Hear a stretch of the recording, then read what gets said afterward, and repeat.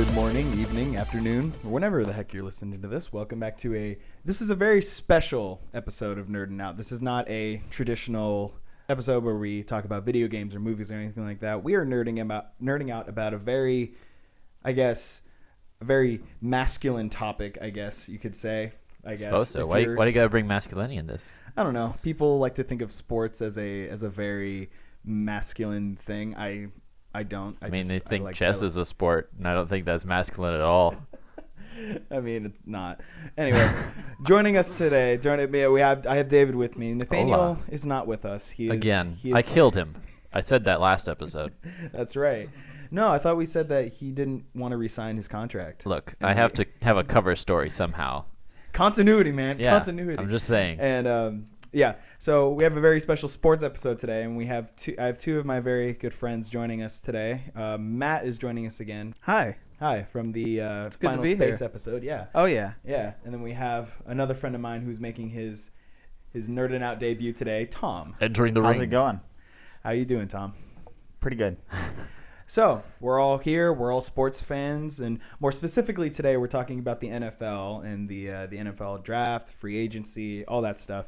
The NFL draft is coming up at the end of April, which is just almost around the corner. It'll fly by like that. I know. So, Oh yeah. yeah. So, what do we got on the slate today? Well, I guess why don't we just start with which teams we're biased, or it's just so we can get that out of the way. Yeah. Okay, that's fair. David, would you like to start that? I'm a Eagles fan Really? because we are the best team ever. Well, right now you are. We are the because you guys best just team won the Super Bowl. So. Ever.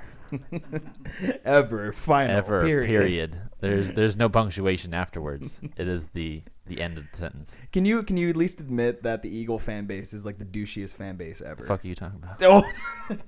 Okay.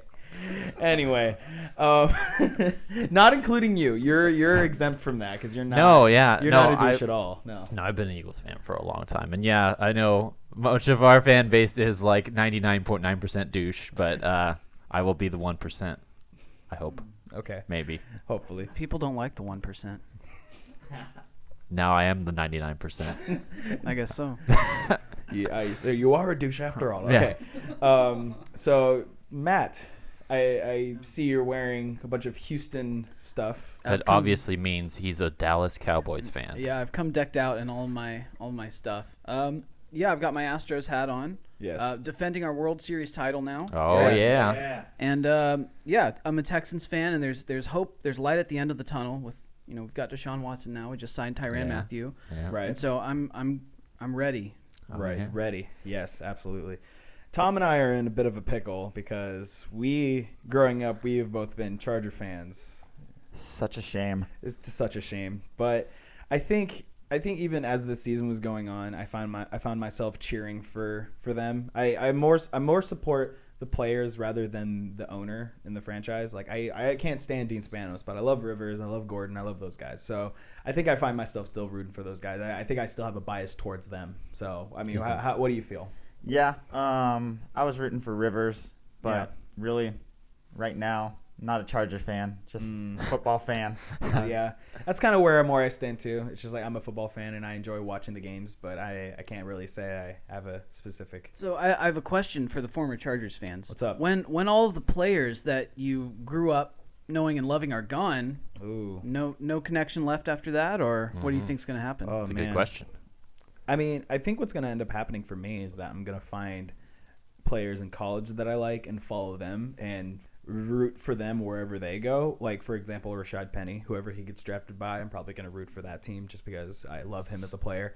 Or Saquon Barkley, wherever he ends up going, which we're going to get to that in a second, just where in our mock drafts and everything. But I think I'll just kind of root for college players that I know like on the team, and if one of them happens to land on the Chargers, I'll root for them. But yeah, that's a good question. I've been asked that before. It's like, what happens when all the players that you like, leave? It's like, I don't know. I guess I'll just go back to being just a pure football fan with no real bias. I Yeah. guess. The only constant is that you hate the New England Patriots, like every true football fan would. Yes, absolutely. Yeah. So Tom, what about you? You can go ahead and answer Yeah, that question. an Aztec alum, so I'm gonna be following my Aztecs around. right now it's the Eagles and Falcons who have the most Aztecs in the league. You So bet it is. excited for Pumphrey to get his ring and excited to Yeah, see him man. play next year. Yeah, I know, because he tore his ACL, right? And he was out for most of the season, which was a big Yep. bummer. But I think he'll be when he's healthy. I think he'll be a great addition to that team. I think he'll be good. Yep. Anyway, so All right, is that everyone? I think that's everyone. All right. Yeah, Well, we touched on it. I guess we should. What started our football experience? Did any of us play? Any of us? What derived the football love? It's not for Well, everybody. Well, But, Matt, what I was brought gonna us to say it? age. I think experience. I think you should go first. All right, we're doing seniority. Seniority. Great. So, Awesome. I started. Well, I fell in love with football when I was probably about, I guess, 13. My dad went to the University of Oklahoma, and when I was 13, they won the national championship. Neat. And I had a cousin that played on that team. It was pretty neat, yeah. And so that kickstarted my football fandom journey, and I became a rabid, over-the-top OU fan, which I still am. Mhm. And Yeah, ended up- you were talking to me. It's funny how like going to school, and being fans of all these players, and it's like you walk by them. It's like I know your birthday and where you went to high school. Exactly. It's, like Sam creepy. Bradford held the door open for me. I was like, oh yeah, you weigh like 225 now. It was weird, That's but creepy. yeah. So and then I started playing football in 8th grade, and I played in high school. And there are things I miss about it. There are things I'm glad are over, but it was super fun, and I still love the game and love following it. Yeah. Tom, what about you? I think it really started just with my dad. He'd always watch Charger games, so we'd watch them together. And then we'd go out and just throw the football around for hours. And I think that's really where it started. And I love every sport known to man. Mm. Yeah, he's a true But connoisseur of sports. But is ribbon twirling a sport? Can we have it in the Olympics? Should we have 3 hours dedicated to this sport? I use that with many quotation marks before and after. I'm going to plead the fifth on this one. You don't want people getting mad. So it's like, no, ribbon twirling's a sport.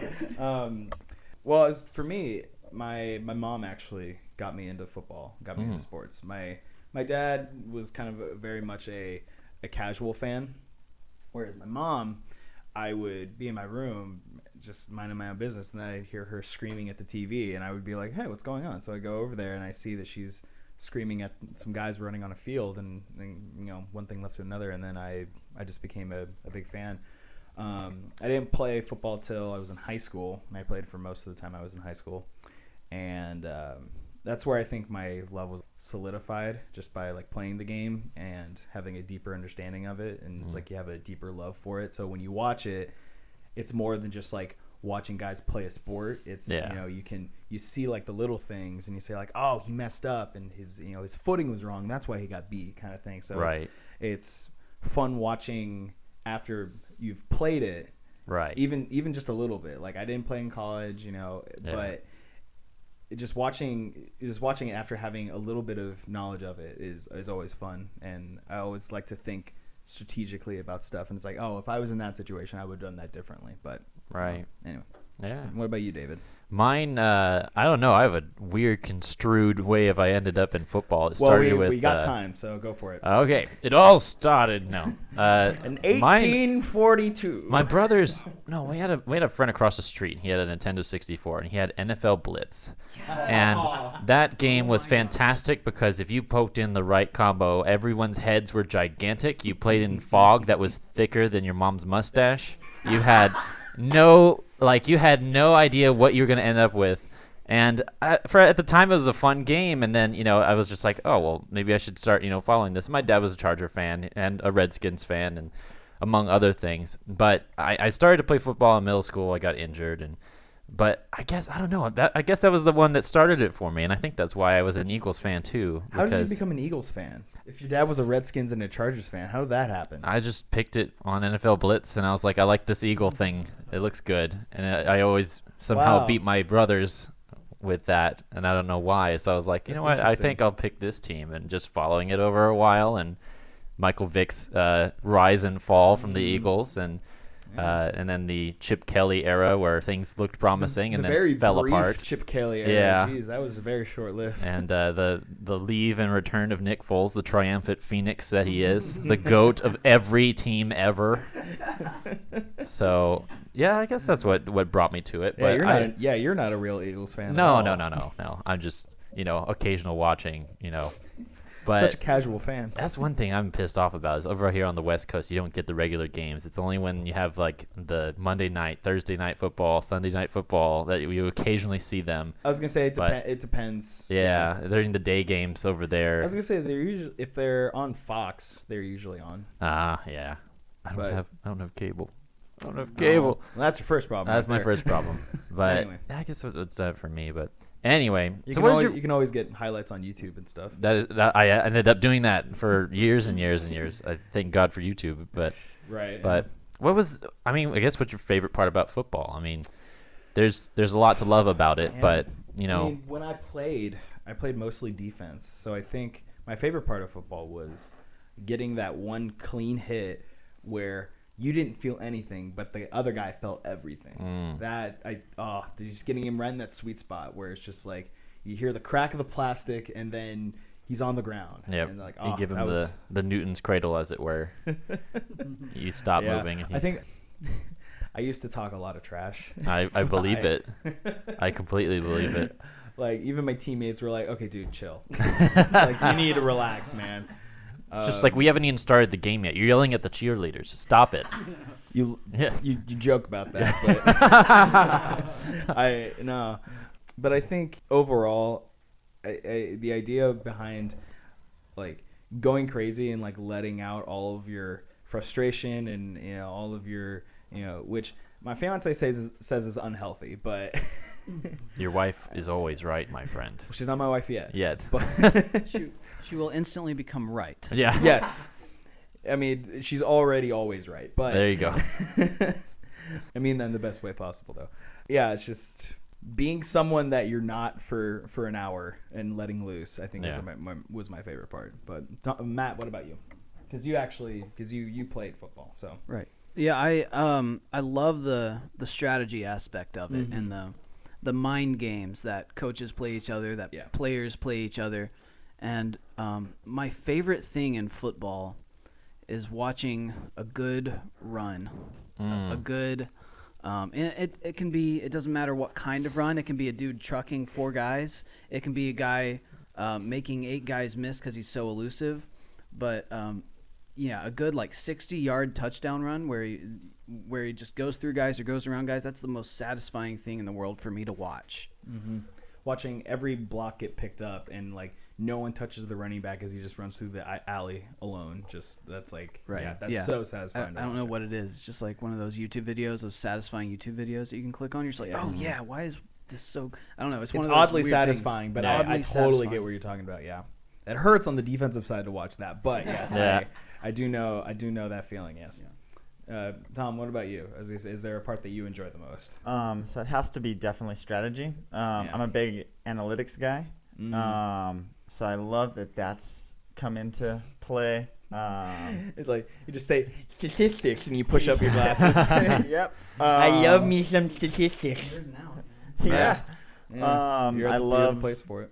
I love it. I think it's made the game evolve in a good way. And so I love the strategy. Yeah, it's definitely. It's weird how. Just talking about this briefly, it's weird how, as we've seen the NFL grow over the last like 10 years, it's gone from. I remember in 2009, it was so pass heavy, in like the 2009 season, there was like 3 or 4 quarterbacks with like 4,500 passing yards plus. Like there was like I think 2 or 3 quarterbacks with like 5,000 passing yards, and I remember like from between like 2009 and 2011, it was super pass heavy, and there was like receivers. There's like 2 receivers on a team with like 1,000 yards receiving, and it was super crazy. And then and then the numbers kind of died down after that. And it's weird how like we keep seeing a fluctuation of like pass heavy strategy, and then we see like a lot of run heavy strategy. It just depends on like the team that you're on, and I feel like each team doesn't really have like a true identity anymore. I feel like more teams are becoming more well balanced, and they're able to do multiple things, and I'm seeing this evolution slowly where it's like the Chargers, for example, like they have the ability to spread you out and just run spread all day. They could, but they also have the ability to run power ball, which I appreciate because it gets boring after a while just to see like a team spread it out and then just carve up a defense and then score 5 times in a row. So I think yeah, it's interesting just to see kind of like what Tom mentioned, just like the strategy and going back and forth, and it's been cool to watch the game evolve. So yeah. Yeah, and I guess in a way there's something for everybody. If someone likes seeing someone get flattened out, they got that. If you like to see the strategy of the coaches or even the strategy of the players, you got a little bit of that too. Yeah. And then if you like commercials, like the Cleveland Browns fans, you can enjoy. That's the best part of Browns games. Yeah. Okay. Speaking of getting flattened, I saw this YouTube clip, and it was I can't remember the fullback's name. He's for the Bills, but it was a game against the Bengals, and he's blocking one guy, and then another guy just runs into his shoulder and gets pancaked. I think the fullback's name was DeMarco, and he's coming up to block this guy, but as he's going up to Patrick DeMarco. Thank you very much. As he's coming up to block him, his shoulder hits some other guy in the face. And like just the other guy gets flattened as he's going up to block the other guy. And it's just those little tiny things that go unnoticed. Yeah. I love watching those things. And it's so especially, funny. it's fun to watch NFL and games when you have really heavy contact and watching someone who doesn't normally watch it just go, what? Why? Yeah. What? It's for a ball. I'm like, it's not just a ball. It's not just a ball. It's the rock. The ball, yeah. This past season, I was watching a college game, and this defensive tackle had a free shot at the quarterback, and somebody blew a blocking assignment clearly, but he had a free shot at the quarterback has like a 5-step drop. He turns and looks and immediately just crumples to the ground so that he doesn't get smashed by this 350-pound behemoth. It was the most hilarious thing. Oh my gosh. Yes. Jeez. I guess as a defender, just like watching an offensive breakdown and just seeing a running like a linebacker free run up the middle is like the most fun thing to watch for me. It's just he just watching the middle linebacker's eyes light up and he just sprints through the hole and it's like yes. Oh my gosh, that's the best. Love that. It's the best pastime is watching YouTube compilations of people getting flattened and so good, and quarterbacks turned into a pretzel by people who are 4 times their weight. I think it was Steve Young. No. What team? It was the Titans. What was his name? McNair. No. Moon. No. It was Young. His last name was Young. Vince Young. There we go. I don't know why I said Steve Young. Vince Young. I couldn't think of his name. Vince Young. When they were playing against the Steelers, and like 3 Steelers had him, and then just like flipped him over. Do you guys remember that? Oh, I think yeah, Harrison yeah. had that last one. He grabbed his leg and just like flipped him over. Yeah. Like it's just like, oh come on, like that's a little excessive, don't you think?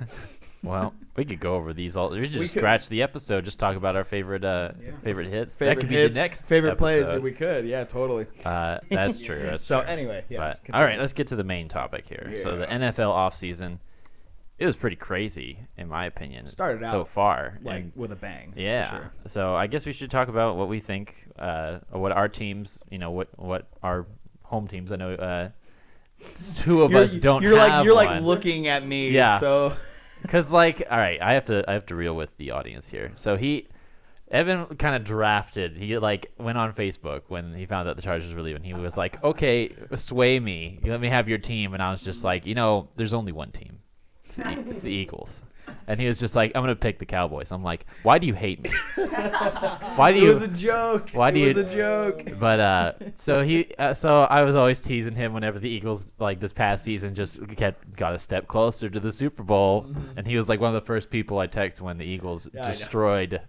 destroyed the Patriots in the Super Bowl. It was revenge for 2005. But so I guess I mean for you, Evan, being a man who is now kind of open to the world of football, Yes. no team tying you down. Yeah. Can- I was saying, Tom and I are kind of in a similar Yeah, situation. yeah. But yeah. So what drafts changes and off-season changes did you two feel were the most important to a team's Oh, gosh. structure, to what their future playoff, potential playoff might look like against other teams. Well, I mean, Tom, would you like to start, or do you have any? Because I know you have like notes. You have a lot of notes that you. I mean, just going off of some big ones that happened this offseason was the Vikings picking up a consistent quarterback, or someone who's more consistent than they got. Right. Well, who they had was nobody. That's who they had. All three of their quarterbacks left. So And Kirk Cousins is better than nobody. That's true. but is he $86 million guaranteed? Okay, though? that's See, I don't think anyone now we're is getting worth into $86 million. No, No, see, here's my thing. I'm glad that Kirk Cousins finally got paid and he's appreciated. I'm glad. However, Kirk Cousins, I don't think is worth $86 million. He is a B quarterback on a good day. And I think the tools that he has there with Thielen and Diggs and Rudolph and Cook when he's healthy, Murray, I think that's a good situation for him to go to. I feel like I think that was the right place to go to. I don't think the Vikings should have spent that much money on him, only because there's no incentive to play anymore. He could literally sit on his thumb and do nothing for 3 years and collect cash and walk out. He could totally do that if he wanted to. I'm not saying he's going to. I'm not saying he doesn't seem like a guy who would do that. But it just kind of shows me that the Vikings got a little bit desperate, I think, and they panicked and they thought, oh, well, he is the best quarterback available right now. We're not sure if we're going to be able to get someone in the draft, so fork over as much money as possible, grab him now so that no other team gets him. I feel like this was a panic move on the Vikings' part. I completely agree with everything you said. He was definitely overpaid. Yes. But that's the one position that I feel they needed to contend for the NFC. Right. that is true. And they got their guy. Yeah. I mean, I was gonna say, do you think Case Keenum was worth it for the Broncos getting him, or do you think that they're still gonna try to get a quarterback in the draft? I mean, we'll go over that when we get to our mock drafts, but do you think that they're set, or do you think that they'll try to get someone? I think it's going to depend who's on the board when they're there, because they've got a few needs, and so That's true. if there's something with a bigger need that comes up that's still there, they're going to go. Yeah. I think for them it'd be smarter to get as many as they could, even if they're not, shown worthy. If they can get enough bang for their buck for Right. on that end, I think in the long run they'd be smarter. Because if you think about it, they haven't really this past season. They didn't really show any sort of leading headway after Manning left. It just seemed like they fizzled out, and all of their resources kind of scattered to wherever they could find the best dollar. Yeah. So I think if they need to rebuild, they need to have some sort of I think Case Keenum is a good player to build around. Yeah. Honestly, I don't think. But I'd also think that being said, if you have all your eggs in one basket, you're liable that if he gets injured, if anything happens to your star on that team, Right. you're gonna end up fizzling out and turning. Yeah. I mean, I think that one of the teams that made the biggest impact was the Browns in this offseason. They started agree. out with a bang, and I think on paper they're a much better team than they were last year. I mean, they made a trade for Tyrod Taylor, Jarvis Landry, Demarius Randall.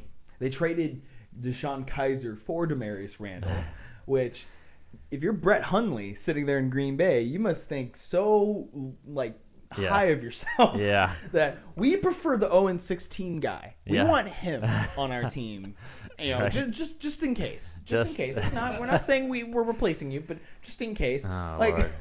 That says a lot. That's like That's I don't such a know. middle finger. Yeah. But there are talks that Odell Beckham he's not going to play for any team unless he gets a big contract. There's a lot of talks, or Jarvis Landry is trying to make a case to bring him to Cleveland. Yeah. Which, can you imagine what that team would look like if That'd they got be- Odell Beckham and Jarvis Landry? That would be crazy. And oh my gosh, Yeah. they're a 5-win team at least at that point. Oh, I'd hope so. It'd be stupid if Yeah. they couldn't. Yeah. I kid, of course. Aren't they- We'll get more into Aren't the records Browns and stuff. Not to trash talk the Chargers, but aren't the Browns like 42-1, and their only one is the Chargers? Yes. it Yeah. is. Yeah. Don't remind us. 2 years ago. Yeah. Yeah. Thanks. I'm Thanks. just saying. You are a douche. Anyway. Hey, if the cookie fits the mold, I'm just saying. Matt, what do you think? Your impressions of free agency so far? It's been a whirlwind. You Yes. know, guys going everywhere. Guys signing what seemed to be just like, to me, to be just holdover quarterbacks until they get the guy they want. Right. Mhm. I think Tyrod Taylor's that kind of guy. I think Case Keenum's going to be that kind of guy. Because I think they're going to go after a quarterback in the draft. Do you think the Cardinals will go after a quarterback even though they have Sam Bradford? Right. Yeah, and that's another guy. I think they are going to go after somebody in the draft if there's somebody available. I mean, it depends on how quickly they all come off the board. That's true. But I mean, there could be 6 first-round quarterbacks in this draft. It's crazy. Yeah. you know, I think people aren't really talking about Mason Rudolph from OSU, but I think even he could sneak into the first round. Yeah. And shoot, I don't know if Lamar Jackson's the only guy left. They could take him. Wow. Yeah. I think there's plenty of guys. I was gonna say in my mock draft, I think I have 4 quarterbacks going, but we'll get to that in a second. Yeah. And yeah, I think that I was gonna say there were some recent moves that were made, like Marquette King, the punter for the Raiders. He got cut. And there was another player who got waived recently too. But yeah, and it's great. The Chargers, they signed Marquise Pouncey, the center from Miami, which I think was a good sign. They needed some leadership on the offensive line, and I think with Forrest Lamp and Feeney coming back and like they'll be healthy next year, I think the offensive line will look a lot better. Russell Okung showed to be a much better player than he was in Denver, which I think a lot of people were concerned about when he was signed last offseason. But he was a Pro Bowler this year. He was a great player, locked down that side, the blind side for Rivers.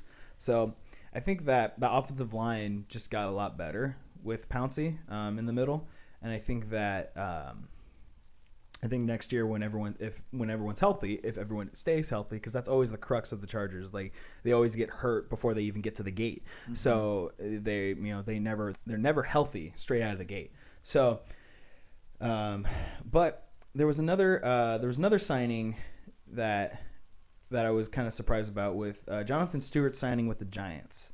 Now that makes me think: are they going to go running back in the draft at all?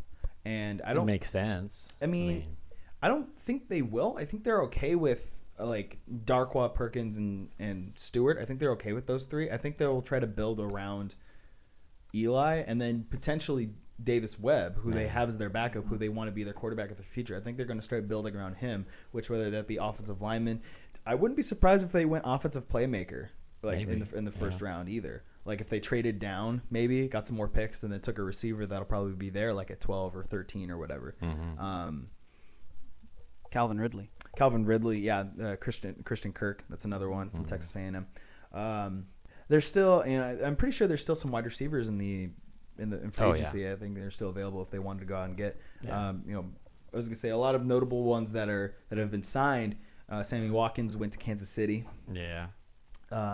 Which he said the big reason for that was for Patrick Mahomes because he knew that he was the quarterback there. Terrell Pryor went to the Jets to fuel their wide receiver.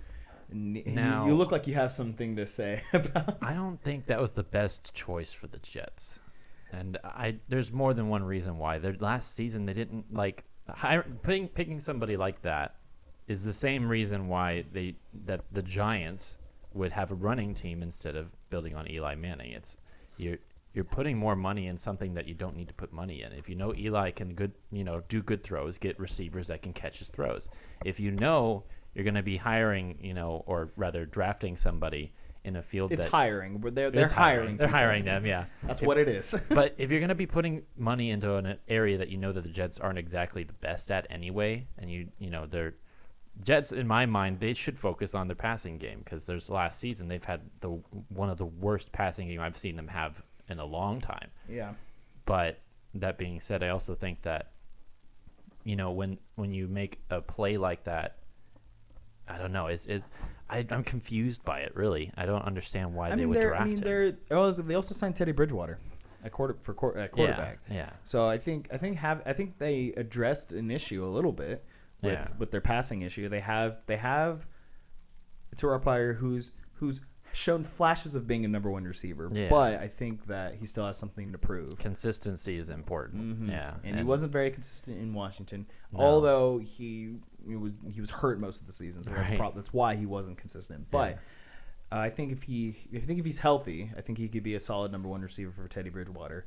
And if Teddy gets hurt, which he probably will, Pryor could be a solid backup quarterback. Yeah. He's proven he could do that too. Yeah. So I think Terrell Pryor was a good move for the Jets. I think he'll be able to be a solid piece moving forward. They also signed Isaiah Crowell from the Browns, so they do have a solid running back with him and Powell. Bilal Powell. I think that could be a really good. I think they should stick to that because I mean, with the two of them, you should be able to at least make some plays, some 5-8 yard consistent plays. Yes, absolutely. Yeah.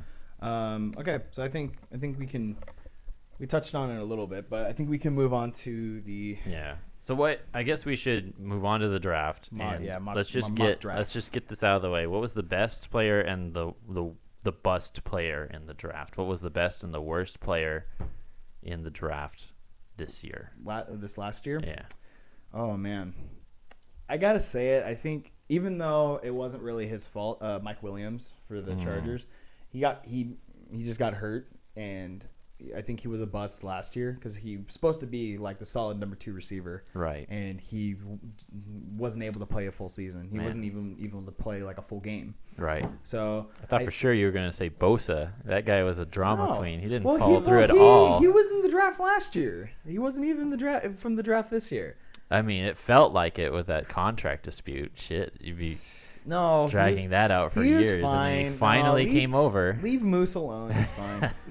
He'll be fine. He got his money. He'll be fine. I think Mike Williams was I think kind of a bust for the Chargers. And I think the biggest steal of the draft, and I think most of you guys will agree with me, was Alvin Kamara. Mm-hmm. The Saints getting him in the 4th round, right? Yeah. And he.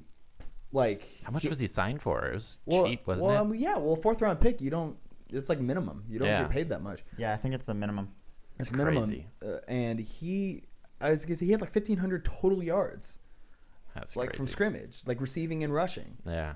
And then I think he returned like a 103-yard kick return against the Buccaneers near the end of the season. Yeah. The guy did everything for them. I think he was a huge steal for them. He was the 3rd pick of the 3rd round. 3rd pick of the 3rd round. There you that's go. Fine. Yeah. And he was. Yeah, I think he was a steal for them.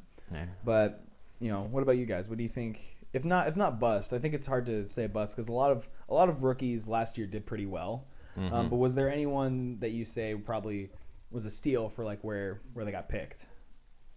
I mean, Kamara is the big one. Right. One that kind of jumps out at you.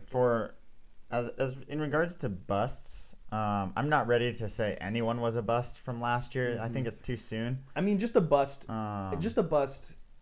Confined to that year. Like, it was like having a disappointing season. Obviously, I think it's got to be. I mean, the injury sucks. Yeah. Which is not really his fault. It's not his fault. Can't really put it on him. And he was injured going into the draft, so they knew what they were getting into. Yeah. But I definitely think I don't know how they found Kamara in the 3rd round. But he kind of fell into their lap. Though. Yeah. He kind of flew under the radar. No one really talked about him that much going into the draft. It was Leonard Fournette, Christian McCaffrey. Those are like the 2 guys that everyone talked about. And then Alvin Kamara was like 5th or 6th on a lot of people's top 5 running backs. So it was like, but. Yeah. I see Matt's over there typing away. I'm trying to I always forget from year to year, so I'm trying to remember what is going on. I mean, it's really hard after 1 year, especially, with at defensive positions in particular, because I feel like it takes a while to get your mind wrapped around a new defense and the speed of the game and all those things, because defense is so reactionary. But You know, What about Solomon Thomas? Did anyone even hear about him? No, during the season? I like was looking back on at the draft and I was like, oh yeah, that's a name that I haven't seen in a while. Yeah, and that was a name that was talked about extensively throughout, like leading up to that draft, and then during the season, I never heard about him afterwards. Yeah, it's weird stuff. So you can consider him a bust so far. But Anyway. I mean, Kamara is clearly the best. I think that Dalvin Cook is going to have success eventually. Yeah. I don't think it like showed last year, but I think he's going to be good. Yeah. You know what? For me, was a player that I think should have been taken in the first round, was Juju Smith-Schuster. Yes. Yes, definitely. I Yes. think he should have been taken in the first round, and the fact that no one did, I think people regretted that because the Steelers, they didn't need another receiver. No, but they he had was- Wallace and Brown. Like, they didn't have, dude. Didn't they? Wallace he's on the Eagles now. Is he? You should know that. we're talking about last year, aren't we? Yes, he was on the Ravens last year. Was he? Yes. I don't know. I'm thinking of someone else then. Mike Wallace, right? I think so. Yeah, they had Brown, they had Bryant. Right. They had solid receivers. They didn't need a guy like Schuster, but they took him, and then he ended up being probably one of the best receivers in the NFL last year. Yeah. They always find great receivers in the draft. The Steelers. I know do. they always do. Hmm. But he, if not in the fourth round, if not in the first round, he should have gone at least That's in the why I second was round. thinking. It Wallace. was Juju went in the 30th pick of the second round. 30th pick of the second round. Okay. That's why I was thinking of Wallace because the Steelers drafted him. Steelers drafted They were a Wallace, first yeah. round pick. Yeah. That's Yeah, what I he was was, thinking. yes. Yeah. Okay, so he went in the second round. Okay, that's fine. That's better, I guess. But Right. he should have been a first round pick. Like I was thinking to myself, man, if imagine if the Chargers got him instead. I don't know if they'd know what to do with him though. I mean, He's a receiver. Good, I know Like, he's let a him good. run. Let him run routes and catch the ball. That's what he does. Here's one guy we haven't talked about yet. Kareem Hunt. Ooh, yeah, yeah. from Central Michigan, right? Yeah. yeah. He's That pretty guy. good. Third no. round to the Chiefs. Yeah. That was I know he led the league in rushing last year. Like he did. It's funny they gave him the choice to sit out or contend for the title, and he's like, no, I want the title. It's from Toledo. My Yeah. mistake. That's crazy. Yeah, and then he did what Ezekiel Elliott did the year before and just led the league in rushing out of nowhere, and was just like, oh, okay, cool. And I was gonna say, freaking Ezekiel Elliott. We're not gonna talk about that. That was. Ooh, I mean, it started out bad, but and then it got better, and then he was just suspended for the last 6 games, and it was like you could have just served that suspension in the beginning. Yeah. Idiot. But anyway, I mean, whatever. Anyway, Yeah. that's a can of worms we don't need to open. Yeah. Okay. Yeah. So, I think we can move into mock drafts now. I Oh, think. yeah.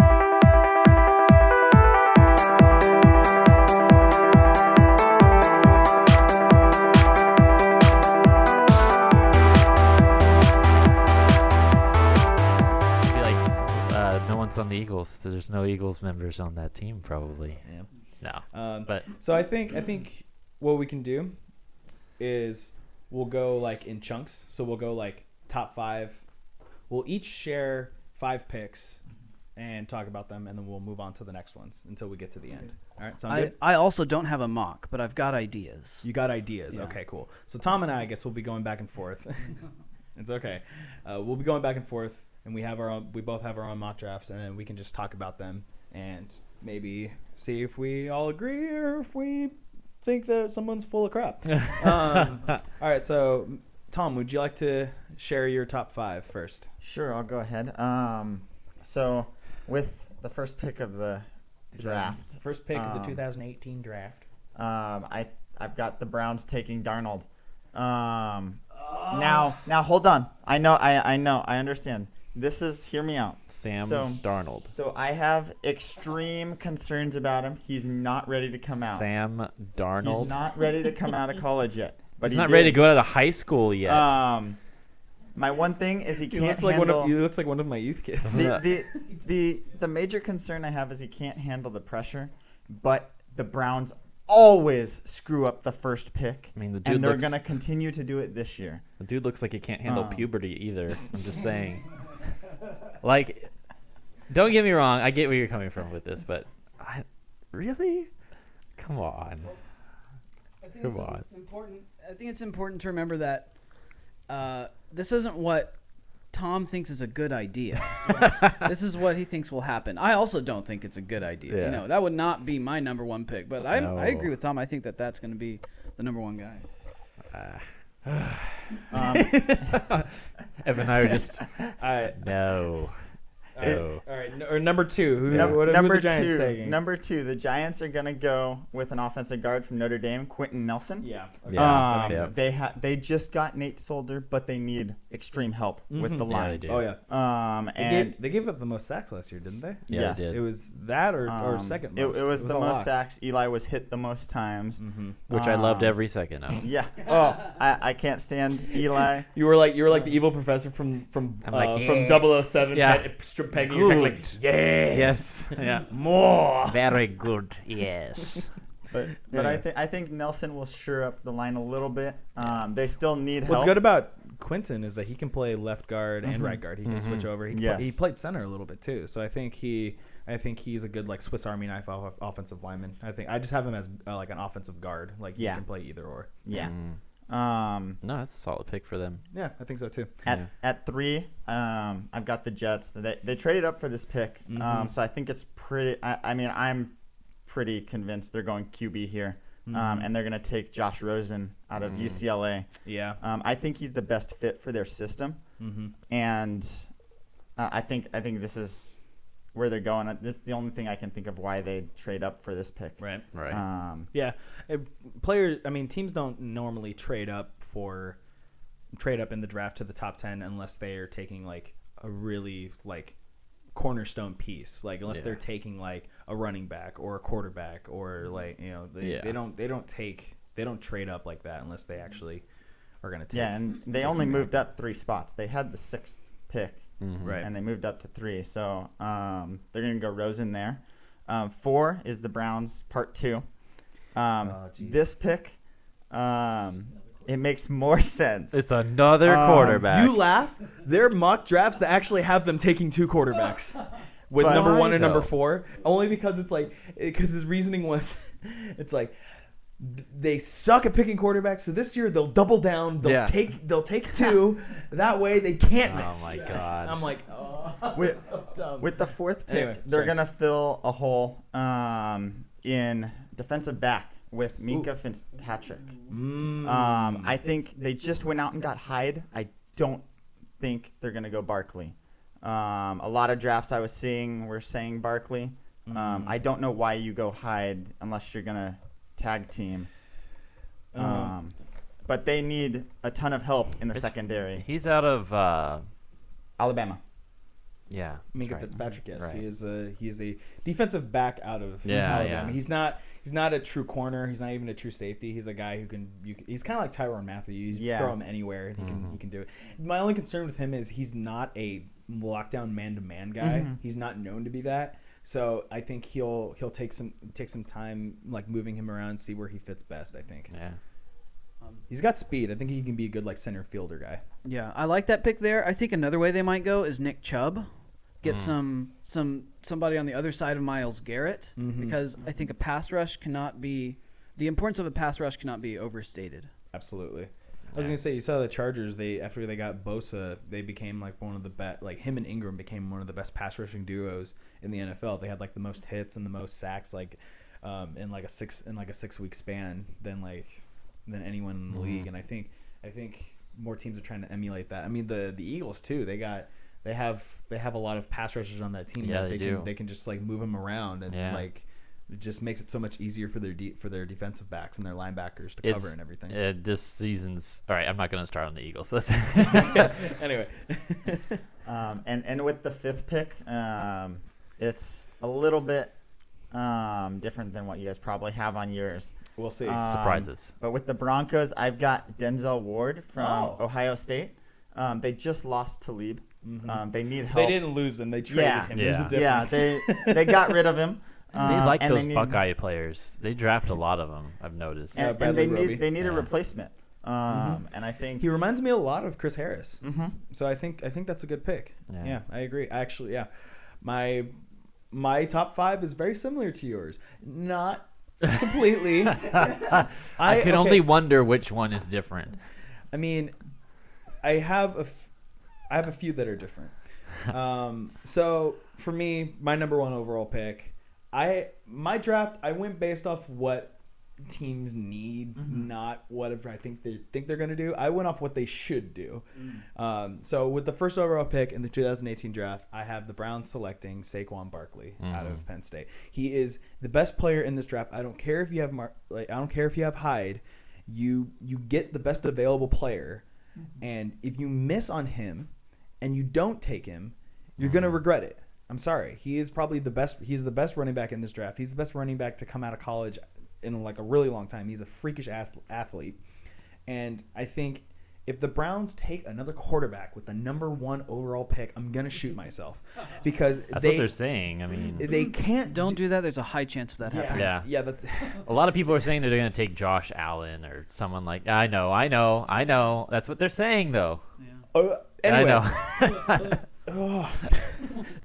I can't, because what they need to stop doing is they need to stop putting all their eggs in this one quarterback basket, and then when it doesn't work, they throw it out. Yeah. They're so quick to do that. I mean, they just did that with DeShone Kizer. They traded him away because he didn't do very well, which, to be fair, his supporting cast wasn't great. No. But with Tyrod, yes, a lot of people call him a placeholding quarterback. I have way more faith in Tyrod than I think people should, or people think that I should.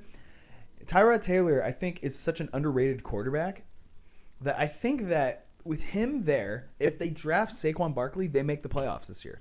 Wow. I truly believe that. No, because he doesn't turn over the ball much. He had like 4 interceptions last year to like 14 touchdowns. He didn't play the whole season, but what I'm saying is he's a guy who will win you games by not turning the ball over, and that's what their biggest issue was. Yeah, I think if turnovers. they go quarterback, and they're gonna go, if they go quarterback, which they probably will, and that's gonna make me mad, is there's gonna be the pressure to start him early, and then what's gonna happen is what happened with Nate Peterman last year. The Bills didn't think that he was a great They didn't think that Tyrod was a good quarterback, so they put in Nate Peterman, and we saw how that happened. Yeah. How that ended with 5 interceptions, and then they put Tyrod Taylor back at the end. Yep. It was hilarious to watch. And mark my words, if they draft a quarterback, a similar situation is going to happen like that again, where they're going to force him to play, and then he's going to suck, and everyone's going to be like, "Oh, well, that's what happens." So that's my reasoning for the first overall pick. Now, moving to my second overall pick, I agree with you. Quentin Nelson, I think, is a solid like can't miss player in this draft. Wherever he goes, he's going to be great because he is a big solid guy who's going to hold the center, who's going to hold like those nose tackles, and he's got long arms, and he'll be fine. He'll be good. The Jets, I have them taking Josh Rosen too, only because and I have them taking Josh Rosen, not Baker or Josh Allen, only because he fits more that prototypical build, and he's played a lot more top tier talent than Josh Allen has, and that's why I put him over Josh Allen, and he's been in a lot of high pressure situations where he's come out on top, where I think the Jets need that, especially in the division with the Patriots. I feel like that would be a really good fit for him. And fourth, in the Browns, I have them taking Bradley Chubb, which is what Matt mentioned. And I think, yes, he's a very blue chip player, and he's a guy who's gonna do work for you, and he's definitely a grinder. He's not. I don't think he's a pure like edge rusher, but he definitely has pass rushing ability, just like Myles Garrett. So I think that having those two and like solidifying your edges, I think that will be great. And then Broncos at 5, I have them taking Denzel Ward as well, just because, like I mentioned before, he reminds me a lot of Chris Harris. And I think having 2 players like that could be good, solid lockdown corners.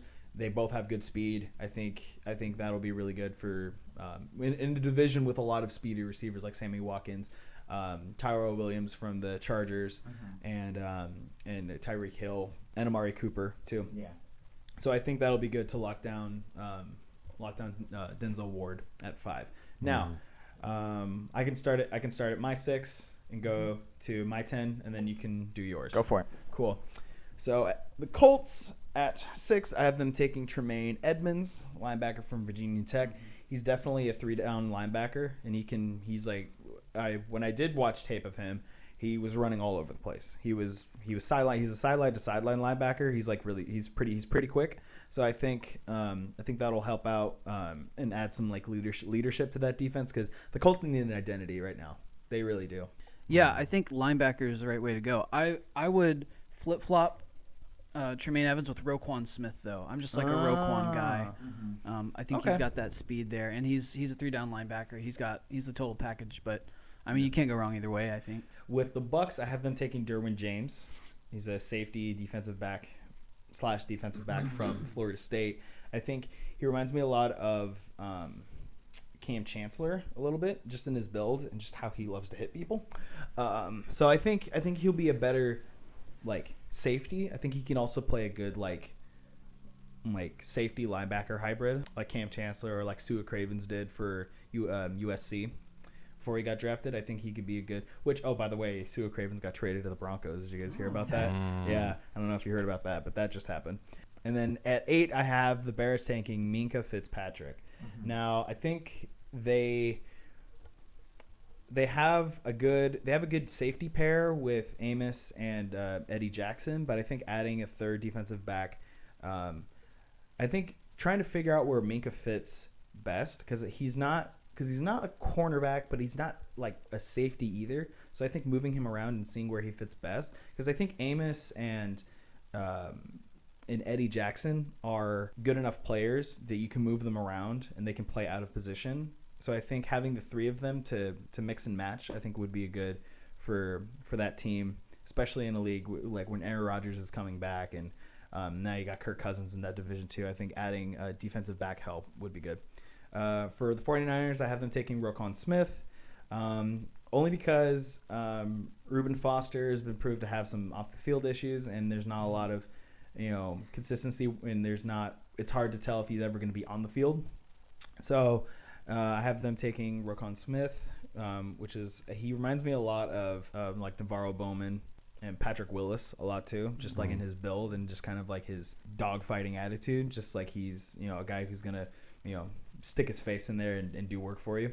And then rounding out my top 10, I have the Raiders taking Marcus Davenport, the defensive end from the Texas San Antonio school, that Division II school. Yeah, So random. Right, yeah. But their football program started like 5 years ago or something. It's ridiculous. And the dude's like 6'6". He's got long arms and he's got speed.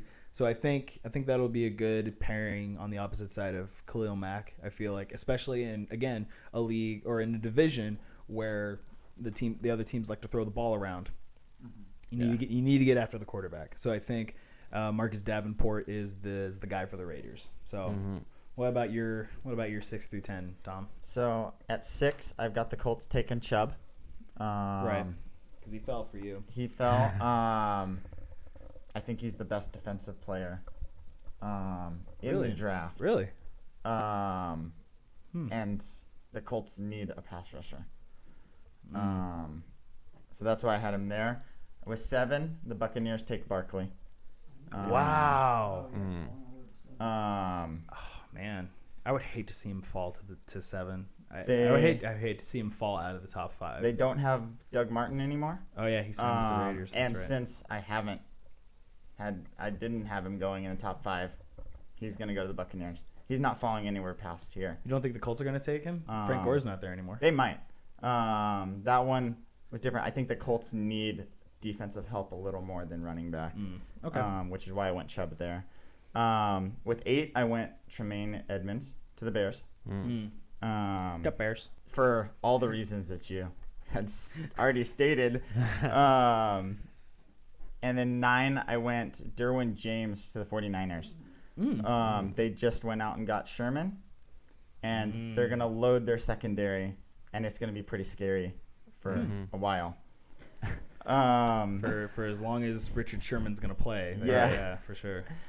And then the Raiders, I've got them taking Smith Roquan. Oh, okay. He seems like he would be a good Raider. Yeah. What is that supposed to mean? I think they need a linebacker. I mean, he's a punk. So there you go. Well, I mean, Yeah. in a Yeah, good, just- no, in a good way. Like, you need a punk at linebacker who's gonna put a little mustard on some hits. You know what yeah. I mean? Yeah. He's the guy for them to do that for sure. Yeah, and I was thinking same along those lines when I was looking at him. I was like, he fit right in. He reminds me a little bit of Ray Lewis too, and just kind of how Mhm. how he likes to put a little extra stank on people when he hits them. Yeah. Anyway, sorry. So all right. So 11 through 15. Let's hit it. Okay. And now with 11, don't kill me. But the Dolphins go Josh Allen here. I don't. Ah. Okay. That's a well, wise okay, move, I think. that's not terrible. I thought it was gonna be like way worse, but okay, that's No, not they- that bad. They need a quarterback, and I love Allen's arm. He's got plus arm strength, but he can't hit the side of a barn. Matt's just going, thank you. And so I think he's gonna be another bust, but I think this is one of the panic moves where they need a quarterback Mm-hmm. and they're gonna just go after one. Yeah. I've got an opinion. Oh yes. Yeah, so I think they might actually go quarterback here. I think they might go Baker Mayfield though, Okay. because of the offensive system, the offensive mind you got there. Might work out for yeah. them. I also think they might go defensive tackle. So my guy would be the Washington guy, Since Vita Yeah. since Vea. Ndamukong Suh is not Yeah. there anymore. Well, I was gonna say if we're we could just go back and forth. The Dolphins, I have them taking Vita Vea. Okay. My only concern with him is that 9.5 sacks in his whole collegiate career. He's not going to be a pass rusher, defensive tackle like Ndamukong Suh. Right. But I think he'll be a good hole plugger. Right, exactly. I thi- That's I he's think going to eat up blocks. But the thing is though, I don't see him being like an every down defensive tackle, which I guess is good for him to start and just kind of get a feel for the system. I think he'll be in there for like certain sub packages, but he'll work his way up to more snaps, and I think he can be an every down tackle. I think he can be. But sorry. Okay, so who do you have the Bills taking at 12 there, Tom? The Bills, I've got him taking Mike McGlinchey from Notre Dame. Okay. I think- The tackle, right? Yeah. Yeah. I think they give McCarron a chance. I think they at least give him 1 year. So I don't think they go quarterback just yet. But they have a hole in the offensive line, and that's their next biggest hole. Yeah, I think their offensive line is solid enough, but for me, see, we've talked about it before. Teams don't trade up as far as teams trade up to not take quarterbacks. So 12, I have the Bills taking Josh Allen. I don't like Josh Allen. I think he's overrated. I think he's got an A+ arm strength wise, but Matt and I have talked about it. We watched Senior Bowl practice where they have the net with the pockets in it. Yeah. And they with numbers, and they tell them what number, and he's supposed to hit the pockets. He turns, he throws, he misses the net. He misses the net completely. He doesn't even hit the pocket. He just airballs it completely. And I think the biggest red flag for him is that he's got all the measurables. He's got the arm strength, but he's gonna miss a lot. And I think what needs to happen, he needs to work on his footwork, and he needs to be able to plant his feet better, because a lot of the interceptions that he threw were back foot. Yeah. Or some of them weren't his fault. They bounced off receivers' hands and then they got picked off, so that's not his fault. But I think that he needs to be in a system where he can turn around and hand the ball off a lot, like Marshawn McCoy. I think having a running back like that would be good for him. So that's why I have the Bills taking Josh Allen. So who do you have at 13 there, Tom? 13, the Redskins are going to go Mike Hughes out of Central Florida, the cornerback. Their secondary needs some help. Okay. And I really like Hughes. I think he's a player. We'll just say he plays hard every snap. He's never going to take a snap off. and I think he's the type of player they need right now. Yeah. For me, I have them. Matt will appreciate this. Orlando Brown, offensive tackle from Oklahoma. He's not the fastest guy in the world, but I think they have Williams at left tackle. You throw Orlando Brown over at right tackle, I think he'll be a solid like run blocker for him. And then reunite Sajay P. Ryan with his offensive line buddy, and then have him run behind him. I think that'd be awesome. And you look at, his combine stats are just awful, just historically bad. Yes. But you turn on the tape and you see a totally different guy. Yeah. Yeah. And you look at his sacks given up. I think it was 1 sack in the last 2 years. Yeah. And so a that's solid unreal. player. Yeah. Yeah. And so they just traded for Alex Smith. Alex Smith he's proven he can be a mobile guy, but he's getting older, so you need to protect Alex Smith. So I think getting an offensive tackle to shore up that offensive line, I think, is the move to go. Do you have any thoughts on this, David? You've been awfully quiet. No, I'm just taking in everything. I don't know. You're definitely right though. He is not a good player on paper, but when you watch him, he's like explosive. He's great. It's weird. Yeah. He's just But- strong. That's yeah. what it is. Yeah. Yeah. So who do you got at 14 there, Tom? So 14, I got the Packers taking Davenport. Wow. Oh yeah, he fought. Yeah, that's right. He fell. They need a pass rusher, and I think he'll fit in that defense. For me, I have them taking Josh Jackson, the cornerback from Iowa, just because they traded Demarius Randall, so they need to fill in that spot. I think he's probably the best lockdown corner in this draft. Denzel Ward has speed, and he's more of like an athletic cornerback, but technique-wise, I feel like Josh Jackson is the best one in the draft, and I think falling to them at 14 is great for them because they need a cornerback that can lock down guys like Stephon Diggs and Thielen and stuff like that. So and freaking Allen Robinson, who's on the Bears now. They need someone to lock down these bigger receivers in the NFC North. So I think they go Josh Jackson there. Okay. Who do you got at 15 there, So Tommy? the Cardinals, I got them taking Baker Mayfield, Wow. quarterback Oklahoma. He'll be sitting behind Sam Bradford, another Oklahoma guy. Don't even get me started on Sam Bradford right now. And Don't even get me. hopefully, Don't even get me. We traded a pick for that piece of anyway. hopefully, You traded Nick Foles for him. Yeah, that was a good plan actually. Won us the damn Super Bowl.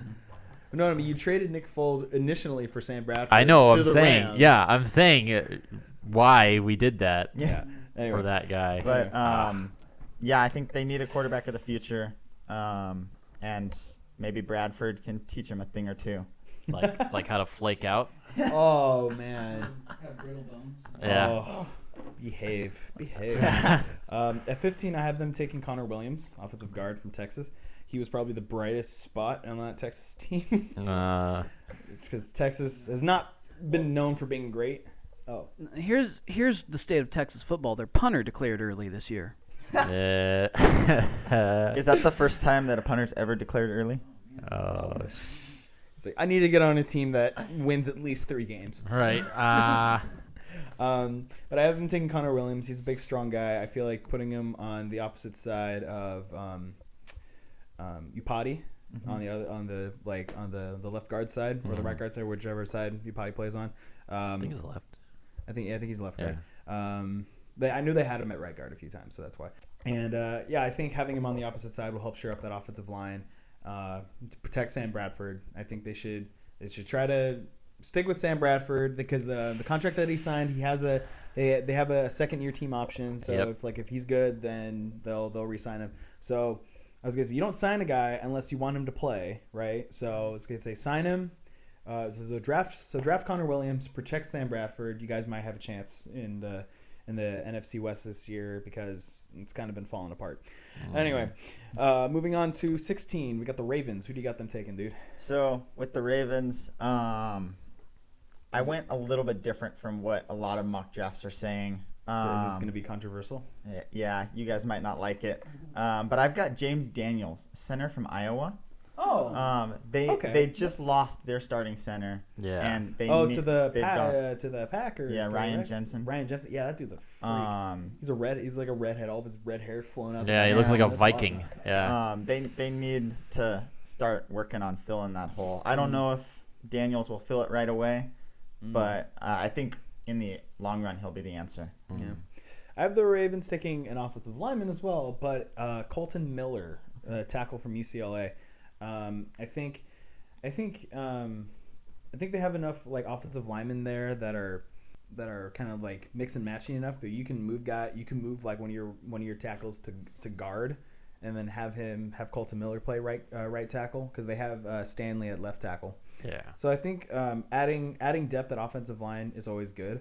So you can like move pieces around and mix and match and see like what fits best, because they had because I remember before they had Osemele playing tackle and they moved him into guard, and that was a better fit. So that organization's been known for moving pieces around and making it fit like to the best of their ability. So I think drafting a tackle there, a big strong guy who could play guard if you wanted him to. I think he'll be a good fit for them. So who do you have the Chargers picking at 17, Tom? So the Chargers, they pick a kid that I love. Oh yeah. Leighton Vander Esch out of Boise the State. linebacker. Yeah. Being in the Mountain West, I've seen a lot of him. He's a tackling machine. And I love this kid. See, I don't agree with them taking a linebacker, because I feel like every year they take a linebacker pretty high, and I get that it's because like injuries happen and they need depth at linebacker, but I feel like they need to go somewhere else. Okay. It's somewhere that I've been saying for a while that they need to take in the first round, and they never have. And Matt, you'll like this one. I have the Chargers taking Baker Mayfield Ooh. from Oklahoma at 17. He can sit behind Rivers and learn, and then when Rivers decides to hang up the cleats, Next year. Baker Mayfield. I don't think Rivers. No, will be, he'll be around for a couple I years. don't think he'll retire next year. You're right. He has like 57 kids he has to take care I think he has 9 kids. Anyway, Uh, that's neither here nor there. no. Dude is committed though. Drives yeah. up to LA. Yeah, drives up to LA, exactly. But yeah, Baker Mayfield at 17, he could sit behind Rivers, learn, and then when he is ready to play, he's got Keenan Allen, Mike Williams, hopefully be healthy at the time when he's ready to play. Right. And then he'll have Hunter Henry, Melvin Gordon, and they got that great defense there with a rejuvenated secondary who freaking led the league in interceptions at one point. It was like the best rated secondary. That I think they've needed to take a quarterback pretty high in the draft with the specific reason to groom them to be the backup. And I think Baker falling to them there makes the most sense. So Yeah. I think I do agree. If they don't go Leighton, I think and Baker's on the board, I think they go Baker. yeah. With 18, the Seahawks, I have them taking Josh Jackson from Iowa. Now explain that a little bit. Well, I think I know where he's going, but go for it. So they lost Sherman. Right. Yeah. And they've got that's Josh Jackson isn't gonna fill Sherman's Right. shoes. Yeah. But you gotta start. You gotta start grabbing pieces and hope one of them sticks. Yeah. You've gotta do something to. I feel like the NFC West has just been getting beaten up, and then just I think you've gotta start trying to build the secondary back up. Yeah. It's kind of a changing of a guard, and they've got to bring a new generation in. Speaking of changing of a guard, I have them taking Isaiah Wynn, guard from Georgia. I think freaking Russell Wilson was running way too much last year. He needs to sit in the pocket and be a quarterback. He doesn't need to be the running back for them too. So I think that solidifying that offensive line, they traded for Brown, which he's an older guy. I considered having them take a tackle, but I don't think there was any tackles worth taking left at the moment. In the draft, so I have them taking Wynn, which I think he's a solid guy in the middle that will protect them, and then will also help out in the run game a lot. So that's why I have them. That's why I have taking. That's why I have the Seahawks taking. Okay. All right, who do you have at 19 there? With 19, the Cowboys go Calvin Ridley. Oh yeah, wide receiver me too. from Alabama. Me too. They need someone to take some of that attention off of Dez. and put him on the other Dez side. won't be there anymore. Sorry. Well, no, they signed Alan Hearns. Dez is going to be out of there, dude. He's asking for way too much money for production that's not worth the money he's asking for. Guy's got an arm like a leg. It's terrible. Sorry. I mean, what's ridiculous is that he hasn't had a 1,000-yard receiving season since 2014. Yeah. And he's asking for top money. It's like, no, dude, produce.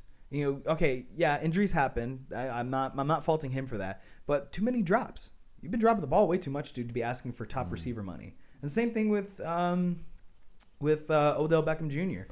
He got hurt last year, which there's nothing he could do about that. But leading up to that, and then like the season beforehand with all the behavioral issues, and then in the playoffs the year before that with all the drops and everything, he hasn't earned top receiver money. But these guys are prima donnas, and I think Calvin Ridley is like one of those like classic like blue collar guys that's going to do the work and shut up. He's he reminds me a lot of Amari Cooper, and I think it's because he came from Alabama. I think those guys are really soft spoken.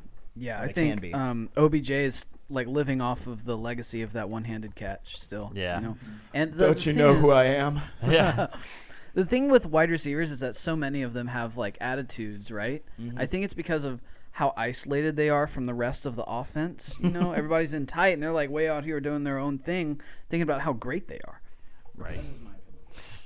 As it's coming from a former running back, you're very like, it's like you guys don't get it.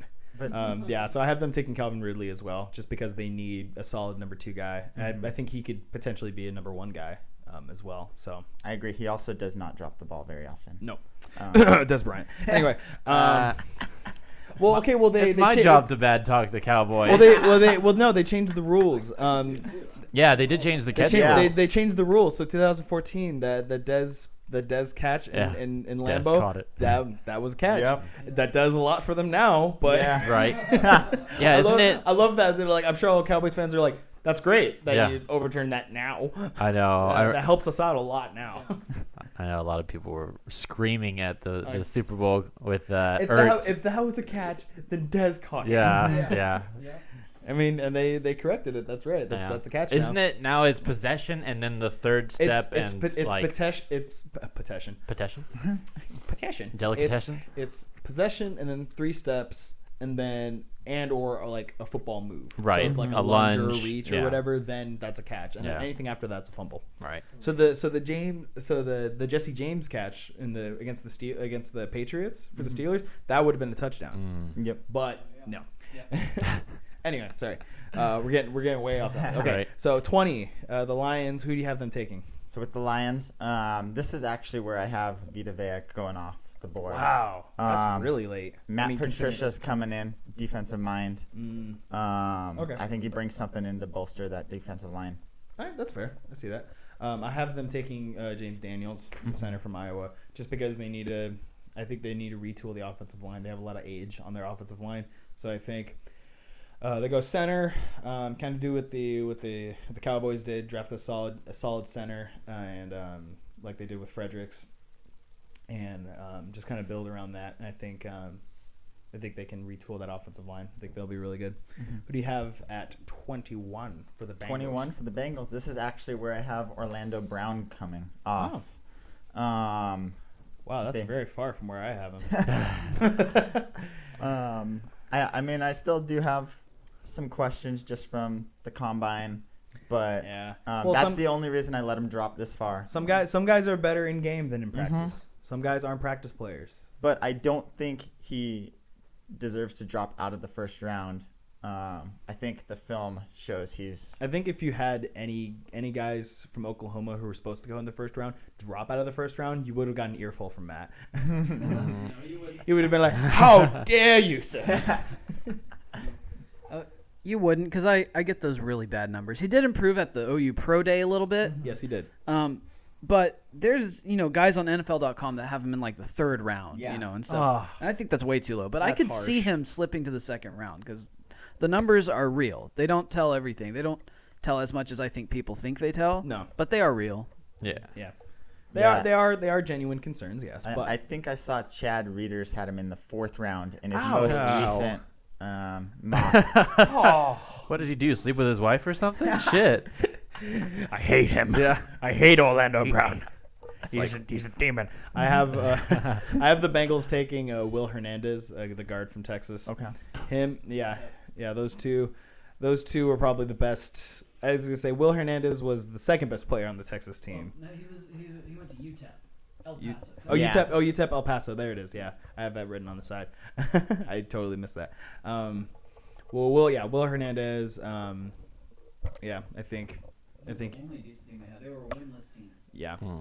So I think that they, I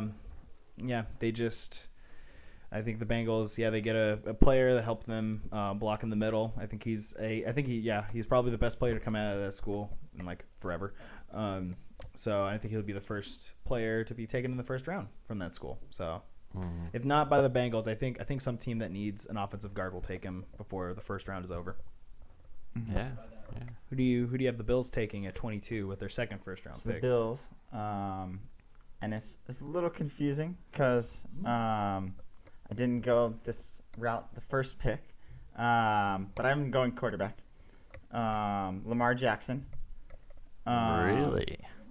I think they give McCarron a chance, but I think Jackson fits. They give McCarron a chance, but they still light a fire under his butt by Yeah. taking a quarterback. You're just like you're doing okay, or are you? Yeah, You're I think- okay. You're our guy. Or are you? Yeah. I think because he hasn't started yet, so I think you can't be all in on a guy who's been a backup for 4 years and not have a backup plan. Well, they got Peterman. Yeah, we saw how that worked out. Well, that was the Bills' reasoning for last year when they drafted him. It's like we have Peterman, so we Yep. can just put him in, see how he does. Yeah. Yep. That was garbage fire. Anyway, okay. I have the Bills taking. I think it's Jair Alexander. I think is how you pronounce his name. Okay. Yeah, you're right. Cornerback from Louisville. I think. Putting him It's Louisville. Louisville. I'm worried about pronouncing his first name, but I'm pronouncing the school wrong. Of course. I have them taking him just to be the opposite side to Tre'Davious White. He was a surprise coming out of college. I don't think people thought he would be that good. No. But I think Jair Alexander, put him on the other side, and I think that could be a good 1-2 corner combination, especially for the division with like the Patriots and with the Dolphins retooling and everything like that. So I think that would be good. I think the Bills will be a team to watch for next year. Anyway, we'll get to that in a second. Yeah. Who do you got the Rams taking?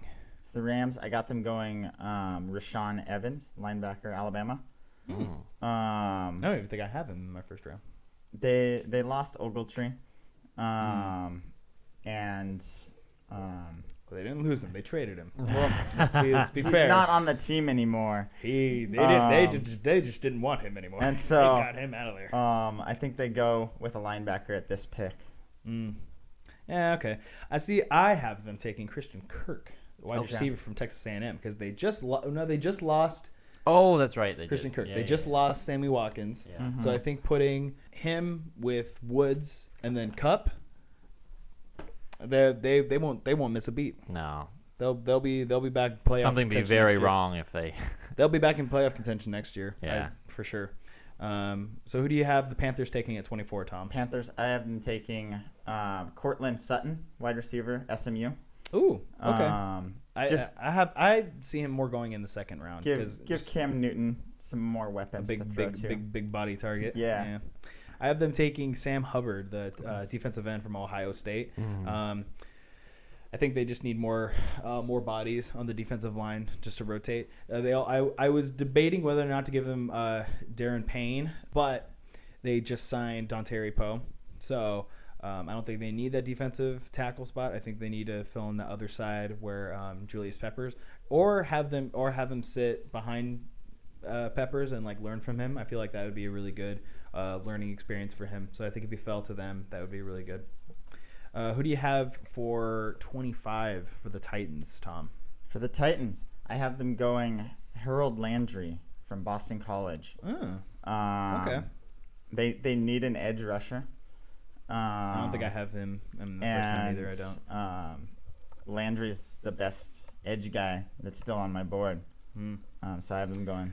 I have them. I feel like they're pretty solid on defense. I have them taking Hayden Hurst, the tight end from South Carolina, only because I think just giving Marcus Mariota one more target to throw to, I think would help him out a lot. Because they have Henry. We got Eric Decker. They do have Eric Decker. Well, I thought he's a free agent now, but anyway, He is. He is. Yeah. Yeah. So I think This is like last year. I think giving him a solid tight end receiver, I think would be good. He's the best tight end in the draft, I think. So, or do you have the Falcons taking? The Falcons, they're going to go Deron Payne. Yeah, From I Alabama. have him there too, just because they lost Ontario Poe. They need to fill in that big hole. yeah. Yeah, absolutely. I'm glad we agree on that one. Who do you have the Saints taking? This one might be controversial for me anyway. So the Saints, I have them going, and I might butcher the name, Dallas Goedert, from South Dakota State, the fake SDSU. Dallas Gogurt. It'll give Drew Goddard. Brees a tight end Okay. that is a need of theirs. Dion Lewis was the Titans running back. Oh, that's right. Yeah, he signed there. That's right. And they also signed Malcolm Butler, a cornerback. But Yeah. that's neither here nor there. I have the Saints taking Lamar Jackson. I think him sitting behind Drew Brees is just what he needs. And Drew Brees, if he decides to retire after 2 years, after his 2-year contract, then that'll be good. Yeah. Then Lamar Jackson can just step in. In the meantime, Sean Payton knows how to use players out of position well. So I think Yeah. he'd be able to use Lamar Jackson early and put him in positions to be successful, whether or not it's him using him in the Wildcat or whatever. I think that would be good. And then while he's there doing all that stuff, he's still learning behind Drew Brees and stuff. So I think that's like the best situation for him. I think if he falls to them, then they take him. No questions asked. Yeah. Who do you have the Steelers taking there, Tom? So the Steelers, I have them going Justin Reed, the safety from Stanford. That's kind of high, don't you think? Maybe a little bit. But I think, And a safety. Yeah. safety. Hmm. I think they need a little bit of secondary help. Okay. And so that's why I have them picking him here. I respect that. I have them taking Leighton Vander Esch. Because, unfortunately, Shazier got hurt, and I don't think he'll play next year either. So I think they do need a solid player who, like you said before, is a tackling machine.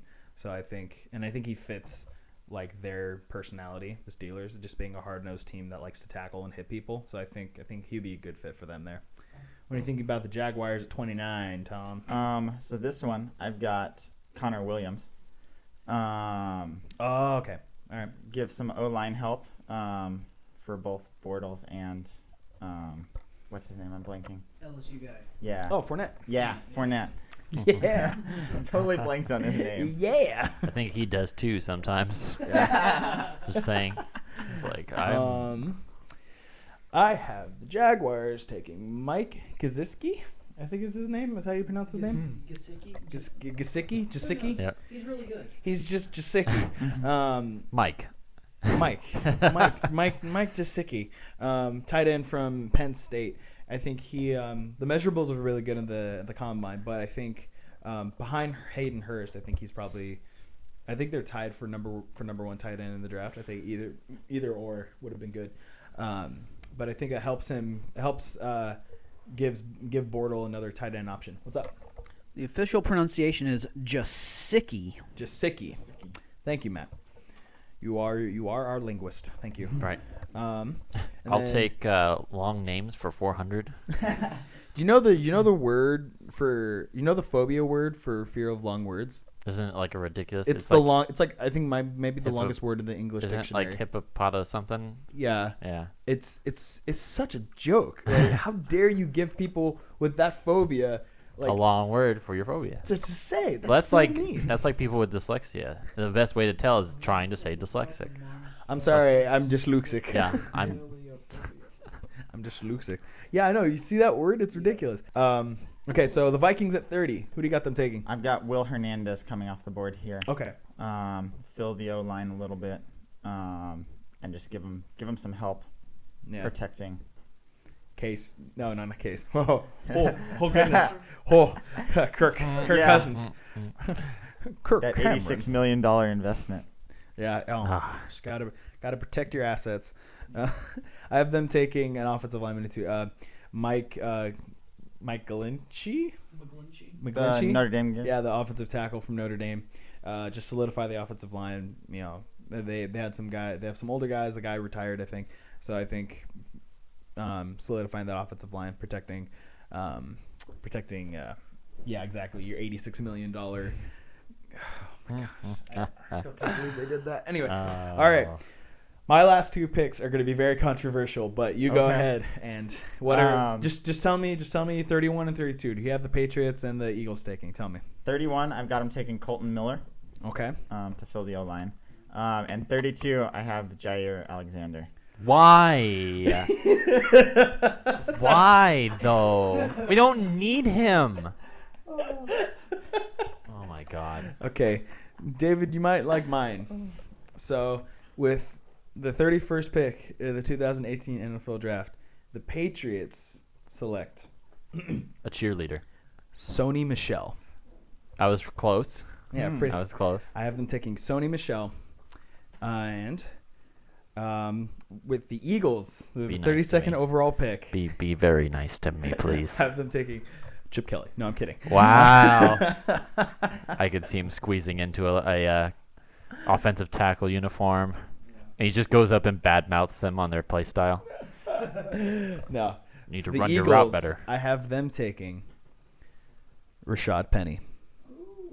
Thank you. Just barely sneaking into that first Wow. round. Thank you. I know that seems very controversial, but No, I kind of get it. I kind of get it. it's like I like it. I kind of get it.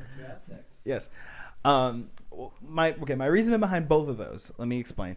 I think I talked to David about this a little bit, but Yeah. my top like 3 running backs in this draft go Barkley, Michelle, Penny, and then everybody else. Like you can rank them however you want afterwards. I don't really care because those are the top 3 guys I think that will be the most successful in the NFL when it's all said and done. Mm-hmm. I think Saquon Barkley does everything really, really well. Where Sony Michel, I think, he's a better receiving back, which fits the Patriots system. Like they like to run the 3-back system where like every running back does their own different thing. I think plugging him in with they just signed Jeremy Hill, the Patriots did. So they have Jeremy Hill, I think Sony Michel, and then James White. That's a great 3-back system Mhm. if you want to run a 3-back system. If you ask me, if I was an offensive coordinator and I had those 3 backs, oh my gosh, happy birthday to me! Right. If I found out my team drafted them, and But- then the Eagles. What's up? My only problem with I respect that you gave me one of your favorite picks, but we already have Ajayi and Clement, and I mean, who are we gonna replace? Smallwood? Like, who? Like, what moves are we supposed to make for that? Okay, well, you won't have to make any moves because the Eagles ran a very similar system. Yeah, They no, had- they but had- I'm they like, had a 3-back I'd system want to that see worked. him play like first round, and I know for a fact the only move that they would do is if they like somehow get Ajayi out because they're going to hold on to Clement. But I think they're both under contract, so it doesn't matter either way. Well, no, Because we just got Ajayi, so we're not going to get rid of him. First of all, So- it's pronounced. It's Ajayi. It's Ajayi. Excuse me. You're But- an Eagle fan. Get it right, dude. I've been saying it. Out like of that Boise for- State. Anyway, Right. But I want to know who you would have the Eagles take. Okay, At 37. we need a safety. Like, in my opinion, I just Justin think we need a Reed. safety like Trey Matthews or I don't know. I don't know. I don't think we need any running backs or like maybe a linebacker. Who's the guy out of Penn State? Who's that one guy? Or that one hard to pronounce guy on offensive tackle from Michigan? Oh, You know what I'm talking about? I do. I could see his name. I don't know how to pronounce it. Yeah. Yeah, me neither. Chukwuwada something. I don't know. Chikamama Chuchu. Let me see. But I don't But- think we need more running backs. But Well, I not. get It's not that you need more running backs. It's just I think who would we take- have? I think the best I think the best option for you guys is to have another player to fill in that spot that LeGarrette Blount is left, because he went to the Lions. Yeah. So I think getting him, because like, what I would hate to see, is like teams want a player in the first round, but they don't think he's exactly worth taking in the first round because they're not sure. So they take someone else that they don't need, then that ends up not playing that much. Then they plan to get him in the second or third round, and then the player that they want gets taken like a pick before them. Right. And then that player goes on and plays with the other team and is like really great, and they missed out because they didn't take him when they had him there. Right. So that's what I'm saying. I've done that in Madden so many times. You're like, oh, they won't take a running back. Oh no. I just got the guy's name, Chukwuma Okafor. He's the offensive tackle out of Western Michigan, and he's got, I don't know, he's kind of flying under the radar. I think he could work. I don't know. I think we need more just like added defense. I know we have a really, really nice setup this year with Bennett added to the team, but I don't think we need more like running or wide receiver. We got a lot of those already. So I think like a linebacker, safety, maybe another offensive. I mean, I don't know. The Eagles are already the best team, so what else could you add to it? Okay, Matt. You guys didn't have a first round pick, but what are you guys' biggest needs? The Texans, Well, right? Yeah. I wrote off this draft after we signed what's his face, Brock Osweiler, and I just thought, no, this is just not going to happen, and I'm not going to worry about it too much. But I think signing Tyrann Mathieu and Aaron Colvin, Yes. I think that makes the defense elite. I think they're good there. Yeah. I think what they could do, well, let's see. I think receiver is good. They need a tight end. I think one guy that they could get is Troy Fumagalli from Wisconsin. Mm-hmm. Dude's missing an index finger, but I think he's got the best hands of any of the tight ends in the draft. With 9 fingers. Oh yeah, and he Dude, does did it you great. See that He guy does who a did it great with job. no hand, no arm? Did it with one Shaquem hand? Griffin. Yeah. That dude. Who ran faster awesome. than most receivers Yeah. in the combine this year? Yeah, He's Jeez. got less weight to swing Dude around. put up, I think, 21 reps Come on, man. on bench. That one, yeah, he's good. Yeah, no kidding. But yeah, I think I hope he Fumagalli. gets drafted high. Probably not in the first round, but I hope he goes at least second round because I think he will. Yeah. But I'm totally hoping for Fumagalli, whatever. The Italian sounding name from Wisconsin. Fumagalli. Yeah. Fumagalli. Oh my golly. Oh my golly. Okay, so moving into our last segment of this NFL special episode, whatever you want to call it, we're gonna go through each division. We're gonna pick a division winner out of the divisions. Why even ask me? Why even? Well, No, I'm looking at you. I'm trying to look at everybody. Right. We're gonna pick a division winner out of all the divisions, and then we're gonna make Super Bowl predictions. Eagles take it again. Okay, well we don't have to ask David because we know where his heart lies. So let's start. Let's start in the AFC, and we'll go AFC. We'll go AFC South. Who wins that division? I think I know where Matt's gonna go. But Well, I think it's toss up. I think it's Yeah? it's Jags or Texans. I think so too. I think if Deshaun Watson's healthy for the Yeah. whole season, I think Jacksonville Yeah. and Tennessee. I think Jacksonville and Houston are going to really compete for that number Right. one spot. Yeah, because Do you've you got to think- make sure that Watson and Watt are healthy. Those are the two guys, Yeah, right? and those two guys got hurt last year, and then your season kind of fell apart after Yep. that. So I think you'll be competing for one of those two. How many teams out of that division do you think make the playoffs? I think two. Think two? I don't Okay. think the Titans are going to be quite good enough to Okay, get that there. leaves 4 spots for the rest of the AFC. So we shall see. All right, let's go. Let's go AFC West. West. Let's say Tom. Who do you think wins the AFC West? Oh, the AFC West. Yeah. Browns. No. You don't know anything. Yeah. I've got the Raiders. Really? Yeah. Huh. That's interesting. I think they win, and I think the Chiefs get the second wild card spot. But Wow. So you think it's Raiders and Chiefs coming out of the AFC West? Wow. Yeah, possibly. Okay. What do you think about the AFC North there, David? I don't Who do know. you think wins that division? I think the Ravens have a chance, but Flacco hasn't been pulling his weight lately, so I think Bengals or Steelers. Usually it's them. Yeah, I would go. I think know. that's the Steelers' division to lose at this point because Yeah. they've proven to be the best team.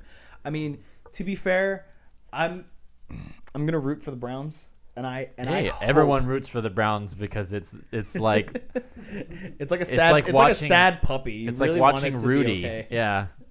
I say my bold prediction that the last game of the season is going to decide whether the Browns or the Steelers make the playoffs. The Browns or the Steelers will be on the cusp of a playoff berth, and it's like, and if the game comes down to like Browns and Steelers like it did last year, whoever wins that game makes playoffs. Okay. That I'm making that bold prediction. It'd be right nice to see not the Steelers. It would be but- nice. No, that's what I mean. It would be refreshing. Yeah. And then AFC East. I mean, I don't want to give it to the Patriots again, but I Come mean, on, I- everyone it's- knows it. Who else you gonna give it it's to? the division. It's their division to win, I guess, and the Patriots make playoffs. So I think the AFC playoffs will be like Texans, Jaguars, probably. Then we'll have like I mean, the- Chiefs, then Chiefs, Raiders, Browns, Patriots. I think that's the 6 teams in the playoffs. I think. I'm making that bold prediction. Browns sneak in, and they are not a wild card. Wow. Browns aren't a wild card team. They are a division winning team. I think. I think they break even with the Steelers in like division wins, and like they each get one apiece. Like the Browns win at home, and the Steelers win at home. You're saying this 42 losses, 1 win. You're saying they're gonna The thing is go- though, I think man, they shouldn't have brought back Hugh Jackson. That I think is going to be the deciding factor, whether or not coaching gets better, because they have the players. Yeah. They do. They just have to utilize the team they got. With that being said, You know, it'd be funny what? watching the Patriots lose to Dolphins. That'd be fantastic. I would love to see them lose to the Bills. That would be Anyone but the Jets, honestly. Yeah. the Jets. I don't think are Jets gonna, and Patriots, yeah. They're not- I would love a Bills Dolphins. Ooh, I would yes. love a Bills Dolphins. I would love that, I haven't actually. seen that in a long time. Yeah, I would love that actually. Which is Okay, so flipping over to the NFC. the Nerf. The NFC Nerf. NFC Nerf. So David, who do you have I think honestly winning the NFC East? winning the NFC East. Honestly, who do you think you see winning the NFC East and like making the playoffs from Bears. No. That? That's not even. Wait a I minute. know, I know, right? like everyone who's like a real fan is looking. What? They're like, wait a minute. I know, right? Not Vikings, probably. Vikings. I said East. Oh, I thought we were starting with the North. I said the North. Yeah. Okay. Well, I said East. Okay. That's why I said honestly. You don't decide. I asked you that because I know you're an Eagles fan, so you'll probably be biased out of the gate. But It's gonna be Eagles, man. it's gonna be Eagles. Do you see anyone it'll else be- making playoffs from that division? You think the Redskins gonna sneak their way with Alex Smith? They might have an issue. We might have an issue with that. I think so. That might be a problem. We might have an issue with that. I gotta say Eagles. Okay. Look at the setup they have. Like, come on. No, that's fair. No, that's fair. Wentz was like the dynamo, and then he got injured in the Rams game, and then the goat carried us. The goat carried us. The to this. goat carried us. All right, Tom. You got NFC North. Okay. Not Then you did. See how it is. The North. Who you see winning the North? I think the Vikings do. Yeah. I think with the quarterback, I think it just. I mean, they won last year, and adding the missing piece, I think. Adding an actual because the Case Keenum was like a C+ quarterback with a good cast around him. You know, with Kirk being like a B quarterback with. Yeah, he's not the best, but he'll do. He'll get the job done. Yeah. That's the slogan for the season. I mean, it's not the best, but what are you gonna do? Right. All right, Matt. Who you see winning the NFC South? I'm going Saints. Yeah. Yeah, I think that's a safe pick. Yeah. Always either Saints or I Panthers. feel like the NFC South is always like in flux. Like Yeah. it's like Yeah, it's never the same. No. I mean, you got Falcons, Saints, and Panthers. They all went to. I mean, Right. Yeah, they were all they double-digit wins were last all season. in the Super Bowl in like the last Yeah. 3 years. Yeah. So Right. Yeah, it's well, like It's in the last 10 years they were. Yeah. yeah. it's a tough division. I think. Oh, even the I Bucks think too. the Saints In win it. 2002, the Bucks were in the Super Bowl too. Yep. So all 4 of those teams were in the Super Bowl the last 10 years. So Yeah, I think Saints win it. I also think that the Panthers might get the wild card. yeah, you don't think the Falcons will make a wild card? Well, think- they might. I just don't know if three from the same division is going to happen. I think Again. the Panthers going to take the season, and the Saints are going to be the wild cards. What I think. I don't think. From what I've seen this Yeah. last season, I don't know if they've got their stuff together. But Falcons. I mean, know that's for a it's fact. hard to recover from that. Yeah. From that division loss to the Yeah. Vikings. Just that hard whiff. Yeah. from Williams. That was terrible. It's so sad. I know Tom's just covering his face. Like, Whiff heard around the world. Yeah. I know I know. No. Just the. Still. Yeah. Yeah. Oh my gosh. Couldn't that was beat Tom terrible. Brady. So NFC West, man, that's a toss up, dude. Because I mean the Seahawks fell apart defensive wise. They fell apart. It depends on how they do in the draft and the rest of this offseason, how they do. Yeah. But I think Rams. It's got to be the Rams. Come on. it's gonna be what's gonna happen is the Rams are gonna take the division, and then 49ers grabbing a wild card spot. I completely agree. Either that, Really? either that, or have it the other way where like the 49ers win the division, and the Rams like take like the 3rd seed, and then the Saints have the number 2 seed or something like that. Mm. And then the Vikings have the 3rd or the 4th seed, depending, and then like the Panthers or the Redskins. I think Panthers and Redskins take wild card spots, and I think that's your 6 in the NFC playoff bracket. I think. Because I mean, Garoppolo, I mean, just from what I've seen, I think he can be a consistent quarterback for the 49ers, which they haven't had in a really long time.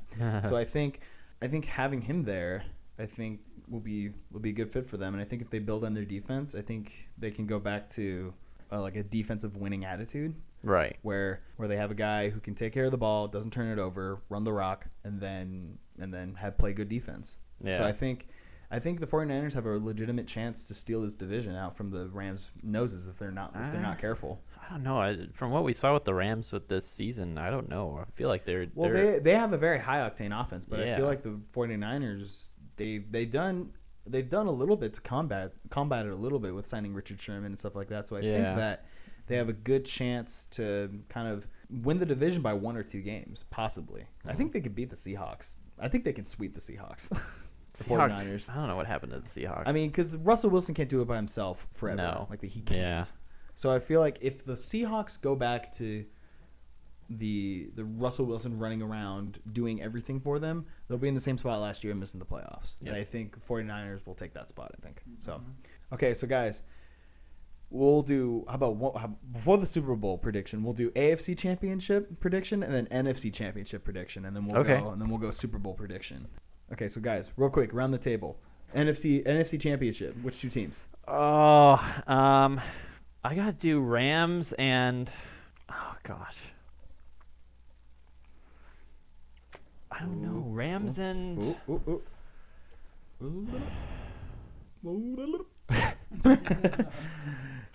I don't know.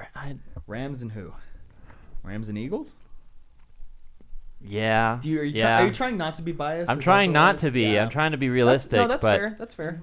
I appreciate. I'll that. say Rams and Redskins. Wow. Because I don't, I high praise the Eagles a lot. They do have a really good setup this year, but I don't know, something about, I don't know. I feel like something's gonna happen. I don't know, but I'll say Rams and Redskins. The goat's gonna suck. 2 years. No, It's like no. How dare you? that's never an occurrence. 2 But years in a row is really tough unless you're the Patriots. that's what I'm saying. Like it's The I think NFC is only- always like in flux. So you never see the same teams in the playoffs every single year. yeah. Whereas the AFC, you see like the same 4 teams in the playoffs every single year, and it's Yeah. annoying. Okay, so NFC Championship, Tom. Who is it? I've got the Saints over the Eagles. That would so be you a say, fun you say game to Saints play. going back to the Super Bowl? Yeah, I think like so. I like it. Matt. I'm gonna flip flop Tom. I think it's gonna be the Eagles over the Saints Ooh. in that game. Okay. You're my best friend. I think wholeheartedly that the NFC Championship will be Eagles and Chargers. No. Yeah, yeah. Why do you say these things? Why do you do this? Chargers get bought by another team, rebranded. They're the Los Angeles Chokers now. Yeah. Oh. Okay. I wholeheartedly believe that it will be the Eagles And 49ers? over the 49ers. Yeah. Wow. Eagles Ah. over the 49ers. The like 49ers it. will put up a Feel- good fight, and it will be a close game, but the Eagles will... I feel so appreciated. See, Feel so- I have that in. I don't guess like it'd you. Be in my NFC semifinals. Yeah. I have the Eagles over the 49ers and then the Saints over the Vikings. Yeah. Mm. So, okay, quick. AFC Championship. Matt, who's in the AFC Championship for you? Well, the bias is strong. The bias is strong with Yeah. this I'm one. gonna go with Yeah. Patriots over the Texans. Mm. Okay. I think the Texans, they're gonna stay healthy by God's grace and make it to the AFC Championship game, and then they just won't have enough because Deshaun Watson's in his second year as quarterback. You're being realistic. I appreciate it. That's all right. All right, Tom. AFC Championship. Who do you got? So I am actually flip-flopping him on this one too. Texans Texans over over Patriots. Patriots. We're gonna see the Texans and the Saints. Texans and the Saints. Wow, that's interesting. What about you, David? I want to see the Jaguars beat the damn Patriots. I do There too. you go. I do want too. the That would be fairest sweet. game because I can't sleep at night after that game. I was like, you had it. What was wrong with you? Well, the Patriots paid the refs more. I know. I want to see that. I want sweet revenge. The Eagles got sweet revenge after 2005. We beat them in the Super Bowl. I want to see the you don't want- Jaguars. You don't want the Jags to wait that long? No. I want. In all honesty, I'd love a Super Bowl Eagles Jags. That'd be awesome. Oh, in my I opinion. wanted to see. Underdog Central. I wanted to see Vikings Jags last year. That would've was been cool, awesome. too. Awesome. Home game for Vikings. I That'd be know! awesome. That would have been amazing. But we didn't get that. Yeah, I That's so wonder sad. why. If only a certain team didn't cream them. Yeah, and then you got you douchebags did the skull thing. Yeah, I know. In I front know. of them. That was so. And that poor old mean. lady, I forgot her name, but we were saying like F her on her way into the stadium. I was like, I don't represent this. It's like, But that's it's- not me. It's not But me. That is my team. I though. understand that, but Oh gosh. that's what I think. I think Jags have a setup. They can get there. They can beat the Yeah. Patriots. My AFC Championship, I think. Don't you dare. Oh no! No, don't do it. Bears, Evan. Bears Browns. Think. Bears aren't even in the AFC. Think before you speak. I'm gonna keep using this joke. I say. He's gonna do it. He's gonna say like I'm gonna say Patriots. Titans. I wanted to see that. That would have been cool, but no. Patriots, Browns. Oh! Patriots, Browns, Wow! Someone needs to test the water this man is drinking. and we will see.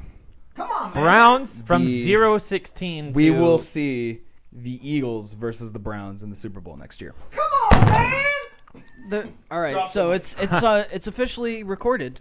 Yeah. Yes. Yeah. So The stupidest statement I've ever heard in history. No, I'm kidding. Yeah. No, that is. I'm You sorry. thought my Bears joke was obscene, but no, Oh, the Browns going to and the Super Bowl. 16 Mhm. to the Super Well, Bowl.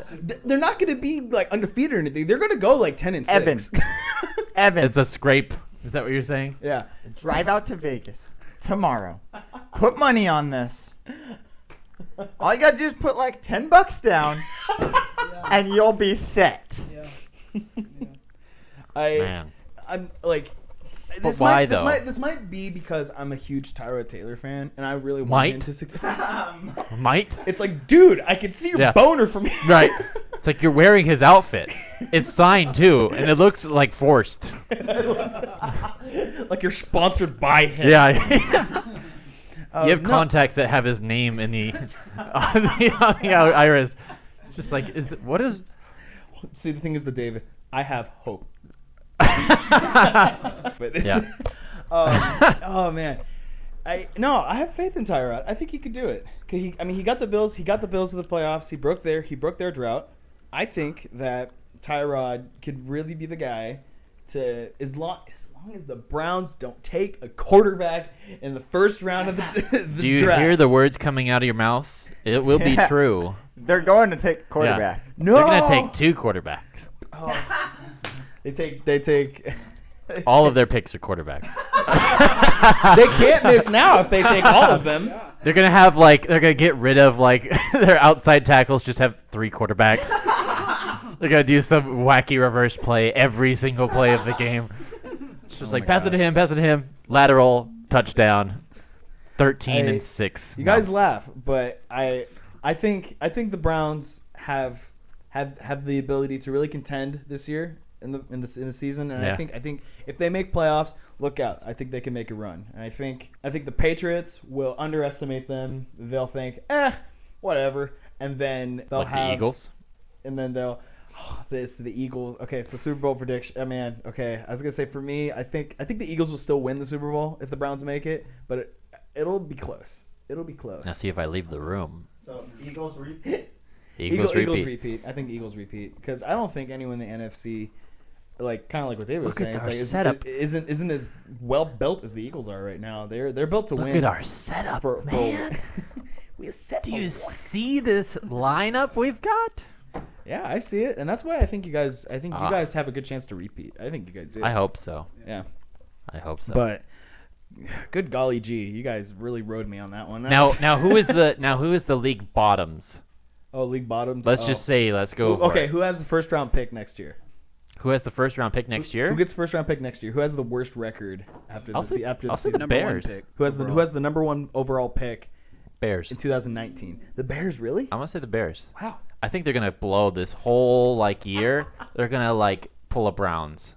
I hate to say, your Browns are gonna if you're hoping the Browns go to the Super Bowl, I'm gonna say the Bears are gonna be the Browns status this year.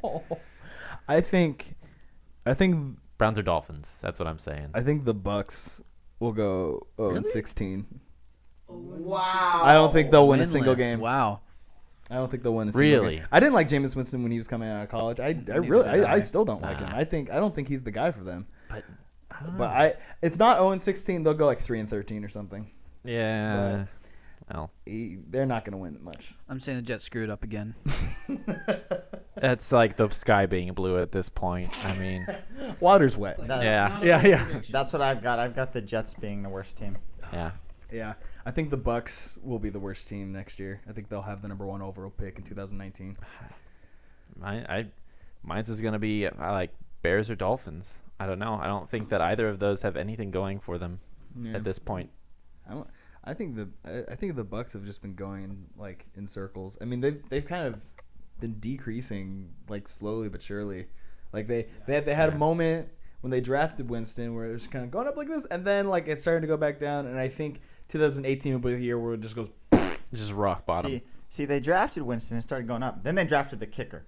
And That was in the same year, wasn't then it just went down. Yeah. That was in the same draft. The very next round, they took him. The only reason I'm not saying the Chargers is because they actually have an offense as opposed to the other teams Speaking on of our the Chargers and crappy second round kickers, you guys know they signed him, right? No. The Chargers signed Roberto Aguayo No. Why? Oh yeah, I did see that. Why though? Why? because apparently 60% field goal percentage is better than 0%. To be fair, he was right. It was just, they just got someone who can kick. As far as I know, Nick Novak is still alive, who would be better than either either Young Hoku or Oh gosh, Roberto that Aguayo. experiment was terrible. Yeah. So Lord.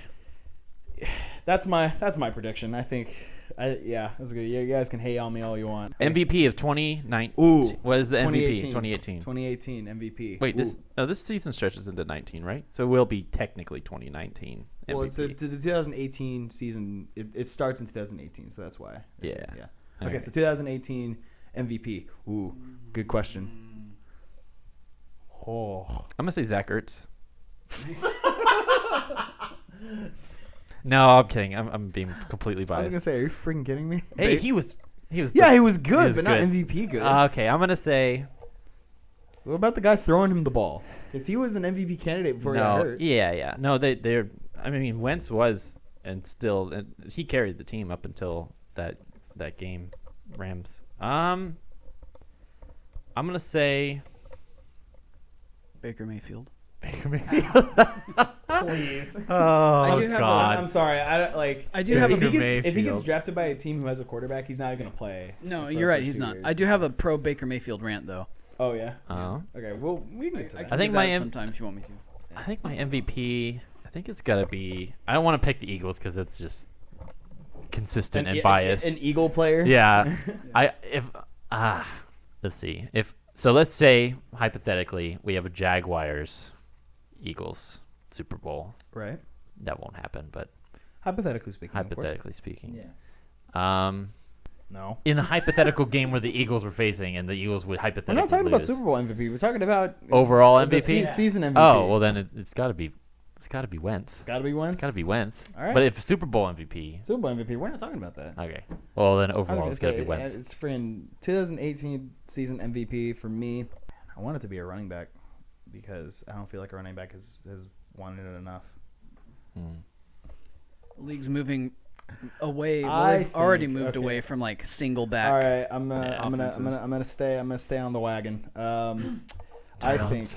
I think that Don't you dare. running back from the Cleveland Browns, Saquon Barkley, wins the MVP. Of course it is. I knew it. and rookie of the year, offensive rookie of the year, all that stuff. He Defensive player of the year. He plays all the positions. Yeah. he's the best player. Special teams. Maybe Jabril Peppers will get that for the Browns. No, Bradley Chubb wins defensive player of the year from the from the Browns. Well, no, okay, so I think Okay. I think Saquon Barkley could run for You're even having trouble saying it. Well, How no, can you believe it? I'm worried about saying it because I'm worried about what you guys will think. Because You already know what we think. I've been getting really, Judgment. I've been The getting, truth? No. I've been getting really negative responses so far for my thoughts. I really think that Saquon Barkley, if the Browns take him, they should. If they don't get him, A they're draft stupid. for the league MVP. That'd be impressive. Yeah. That'd be a career great start. I mean, Yeah, I thank you. think that he has the potential to, in his first year, rush for 2,000 yards, at least close to it. Wow. I think he could. I think he could, at least for 1,000 yards and like. Does he have is he using a hoverboard or Yeah. what is this? Is he gonna stay healthy? Yeah. I think he can. Well, the thing is, I don't think the production will be quite there in year one. I think you're going to see incredible flashes where you're going to be like, whoa, what the crap? But in his senior season at Penn State, the production was up and down even then.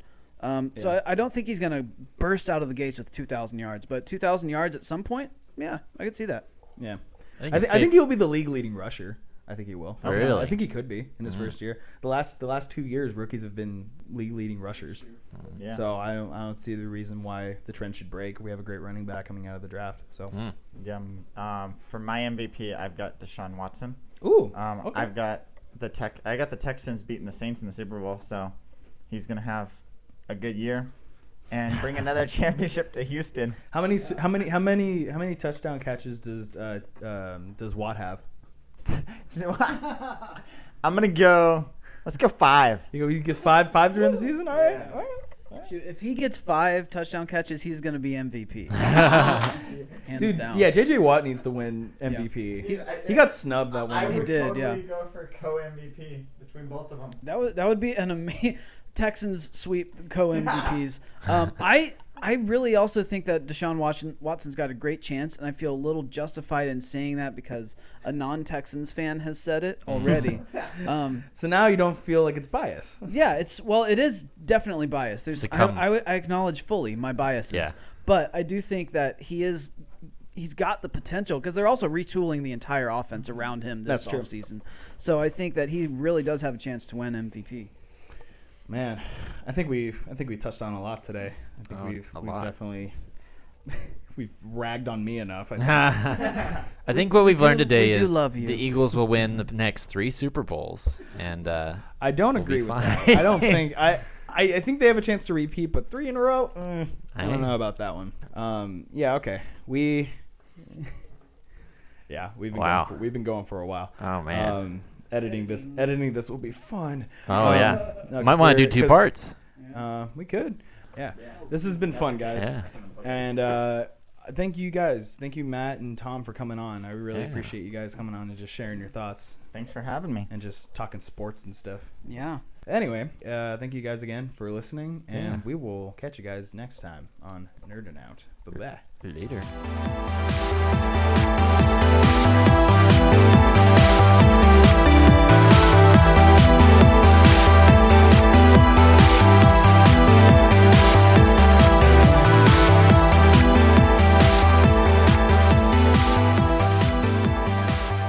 So, I mean, you guys all know that I'm heavily biased because I went to OU, but that's not the only reason that I think that he's my guy in this year's draft class. He is short, right? He's 6 feet tall, even. Colin Cowherd keeps saying he's 5'11". He's not. But from a production standpoint, he's separated himself from everybody else in this draft class, and it's not even close. In 2016, he broke the NCAA single-season record for pass efficiency. Do you guys know whose record he broke? No. Russell Wilson. Mm. Yeah. And then this past season, he broke his own record in pass Wow. efficiency. According to Pro Football Focus, this past season he posted the highest passer rating among the draft class in almost every single category. He had the highest passer rating under pressure, the highest passer rating from a clean pocket, highest on play action throws, highest on straight dropbacks, highest on NFL level throws, highest on intermediate range throws, highest percentage of catchable balls thrown, highest in Pro Football Focus's new metric of ball location, which is, high level precision of where the ball is. And I could keep going. But get this. This is what did it for me. His passer rating under pressure was better than Rosen's, Darnold's, or Allen's from a clean pocket. So his passer rating when he was running for his life is better than their passer rating when they had ideal conditions. And so he's done everything that he could possibly do to show that he's the best, at least at the collegiate level. So you can say, well, he played against Big 12 defenses. That's the one big argument, right? And I don't deny that. The defenses are trash. But I also say go ask Ohio State's defense how they think about it. Go ask Denzel Ward. Go ask Sam Hubbard.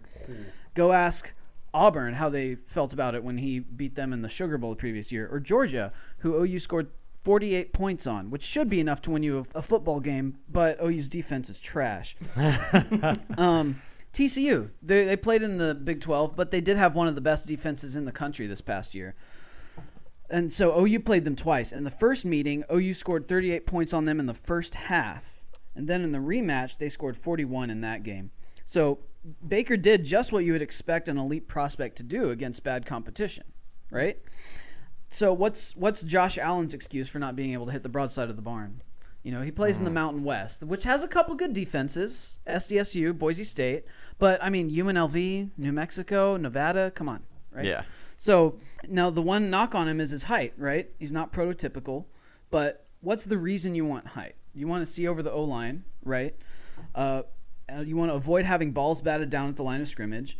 But Baker had fewer balls batted down than either Darnold or Rosen this past year. Both guys with prototypical size. So he can find that throwing lane. Not a super big deal for him. The Pro Football Focus guys, Steve Palazzolo and Sam Monson, who's got a wonderful Irish accent. I love it. It's great. But they all said that if he were 6'3", he'd be everybody's number one. Like, hands down. It's just those 3 inches that he doesn't have.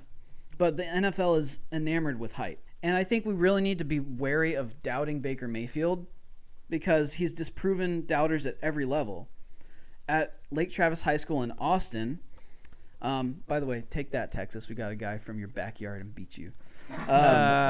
He began his junior season on the bench. But the guy in front of him got hurt, and Baker destroyed the competition and led his team to a state title. He threw 67 touchdowns and 8 picks in his high school career.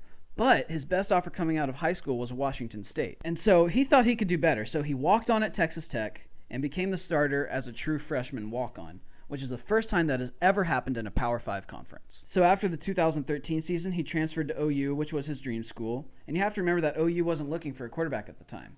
Trevor Knight had just destroyed Alabama in the Sugar Bowl through 4 touchdowns, 350 yards. Now, the Sooners felt like they were set. And so what did Baker do? He walked on, and he took the job from Trevor Knight. He started the 2015 season. And so in 3 years, he led OU to 2 playoff appearances, won 3 Big 12 titles, set the Big 12 career touchdown record, and became the first walk-on to ever win a Heisman Trophy. So to anybody who doesn't like him, and I'm looking at you, Colin Cowherd, I hope that somehow you find a way to listen to this. I don't know how you do that, but I hope you do. But I'm looking for you to give me a legitimate reason based on evidence and not just your gut feeling. Give me a legitimate reason to doubt him, and I don't think you can. Wow. So you like him a lot, huh? Yeah. Yeah, little bit. I guess so.